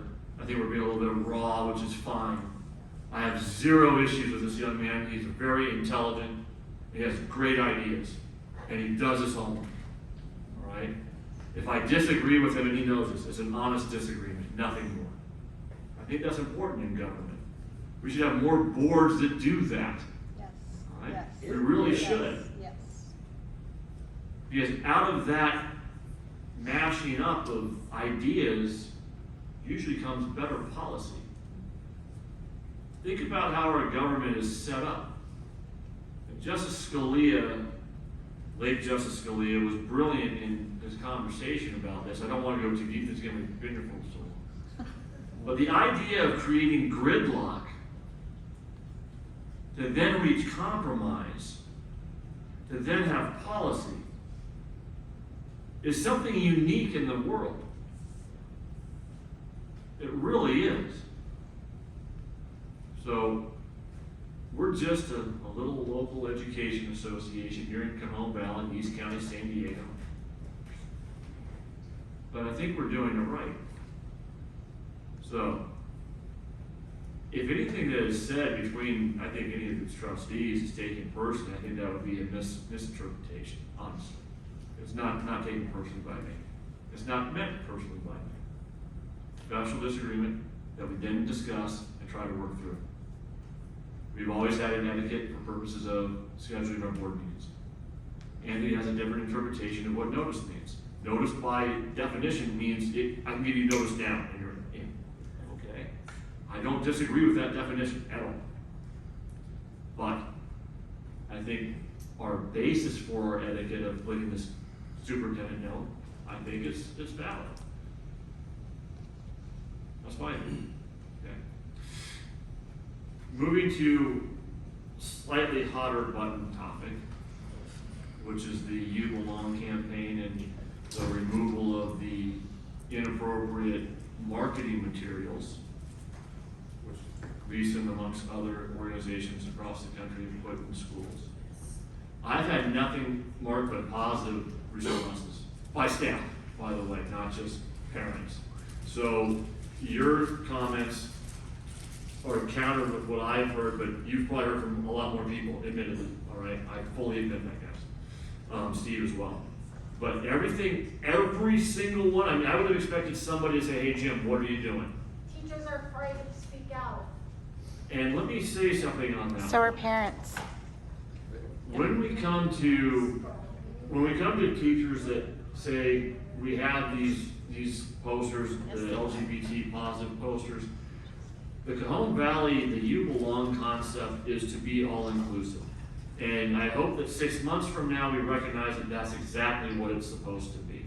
There's not a single person on this board, I believe, is to be interpreted in any other way than trying to be inclusive, whereas whether we like it or not, certain symbols have been aggrandized for a political purpose that are now being used inappropriately. And if the You Belong campaign has all the Cajon Valley branding, and has all the Cajon Valley coloring, and follows what we're trying to do to keep our kids safe and inclusive and have access to our counselors and our programs and internalize this, I think that's a good thing.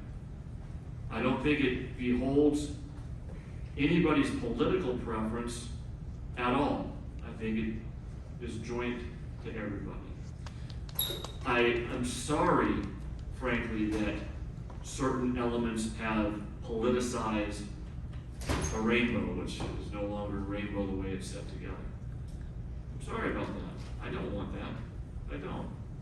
But I want you to understand that for every child that's coming to you saying, I like it, as the lady in the back just said, there might be 10 saying, I'm afraid to go and tell the teacher I don't like it because it offends my religion or my heritage or my culture or my background. So we need to look on both sides. And the only way that I knew when I helped put together the You Belong campaign and had input from a number of people, inclusive of our bargaining units, which I very much appreciated, is how do we make it not political? How do we just make it to do the work? You know, we hold political office, which is kind of unfortunate as a misnomer because we have to be elected to do our job. But you run as a nonpartisan, and I would like to think that, at least from my perspective on the board, well, I've been here in my positions, I've tried to make it not political, but try to just to do the job.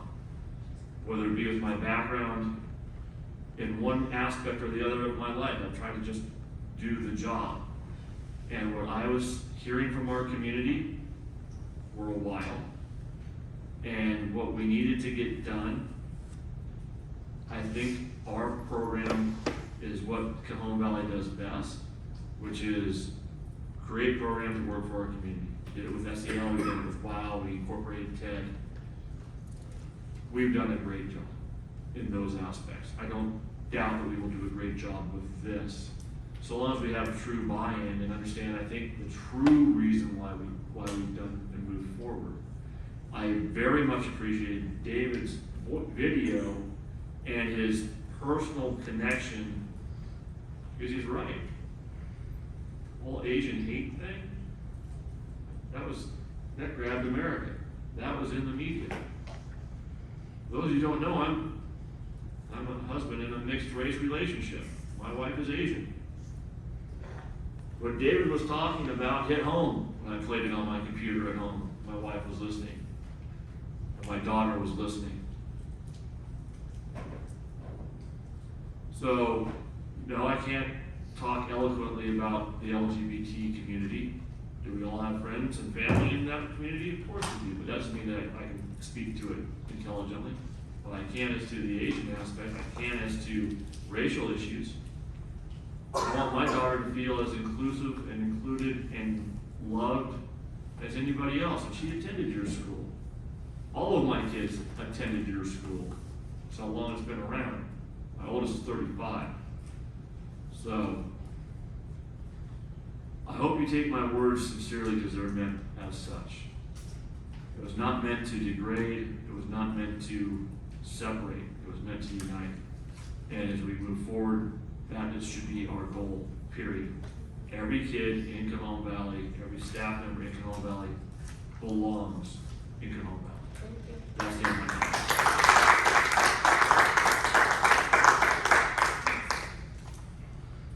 I'm going to play a short video that I played for our principals to end the meeting that I think will give us some positive message to leave with. But before that, I want to finish my response to Anthony. Anthony, I'm sorry that I upset you by my communications, that my asking you to schedule and arrange visits through my office was not received positively.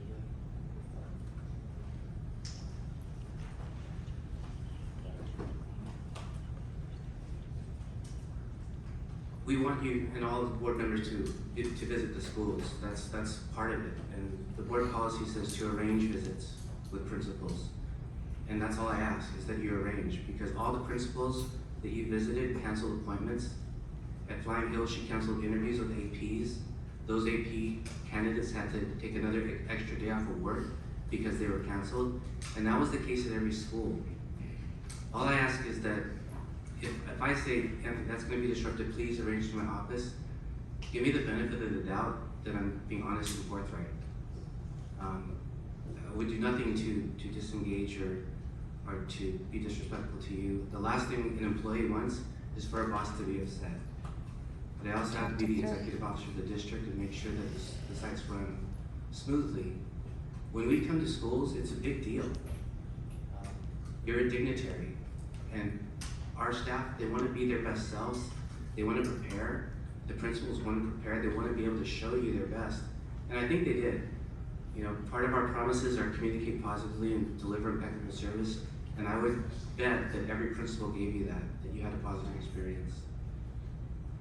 It's not up, but hopefully the screen will come back. I'm going to just read an email that I sent to all employees last night before I left work. Dear Cajon Valley employees, today our principal played a short video at staff meetings with an update regarding our board policy 1325. The policy is on advertising and promotional materials by non-school groups. At the center of my message, however, are the civil rights of our LGBTQ community.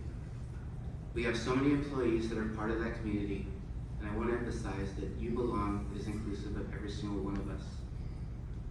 Every Cajon Valley team member should be proud to share their beliefs, their identity, pictures of loved ones, and stories that make us each unique and special at school, openly. I don't think that came across clearly enough in my message. I've already had several conversations with staff from across the district, and I hope you will reach out to me or your colleagues to talk if there are things going on in your hearts and minds. The link to the video is public, you can view it here. I love Cajon Valley and each one of you who make us who we are. Very sincerely, David. I think that actually people ask me, what's the hardest thing about being superintendent? And it's having 5 bosses. Because you want to please all of them at once as a board, but also individually. I hope that the message I put together represented the 5 of you, because I know you all have different viewpoints in what you've asked me to do. It's the first time in my 10 years plus here that I've been asked to do something that I know was going to hurt people that I care about. It was extremely hard to do. Howard and I were here Saturday and Sunday and all Sunday night, rewriting and writing a script that we thought would be able to deliver a message that expressed care and love, but also delivered the directive that the board has given us. But I will say, through the process of writing the script and going over and watching and researching what's happening across the country, I am encouraged by you, because we are not fighting, we don't have protests, we're having conversation. And I think that the extreme right and the extreme left, and there may be some in the room here today, we're never going to change each other's mind. That's not the point of dialogue. I think what we've been able to do is find compromise. It's imperfect, but that's a model for the country moving forward, and I hope that that is a standard that we set for ourselves moving forward. I just want to share a short video before I close. I met with principals yesterday morning with our cabinet to share the video that they would deliver with staff, and it was a heavy, heavy morning, and I think a heavy afternoon. Finished. This.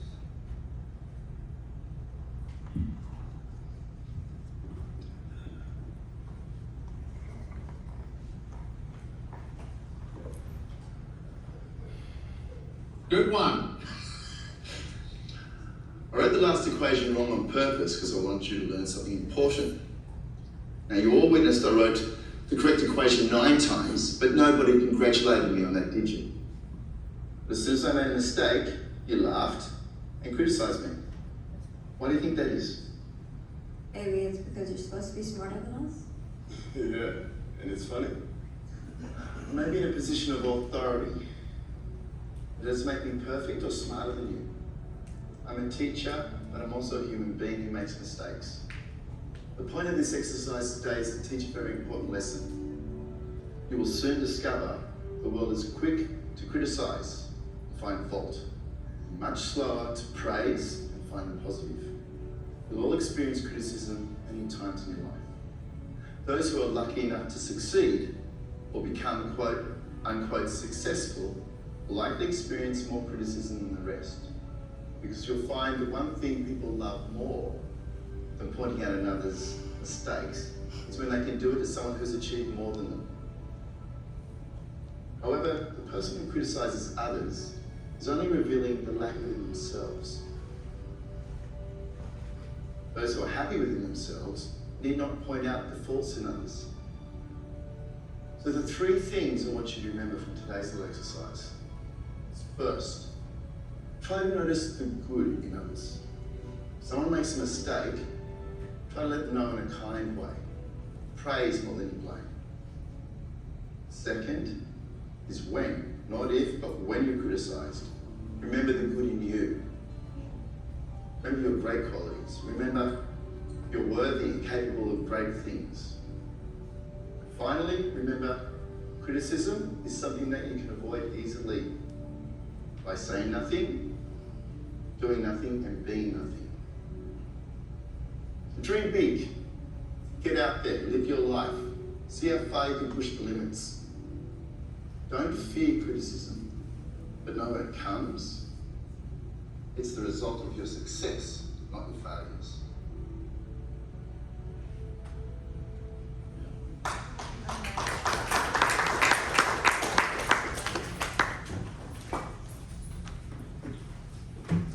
With that, we're adjourned.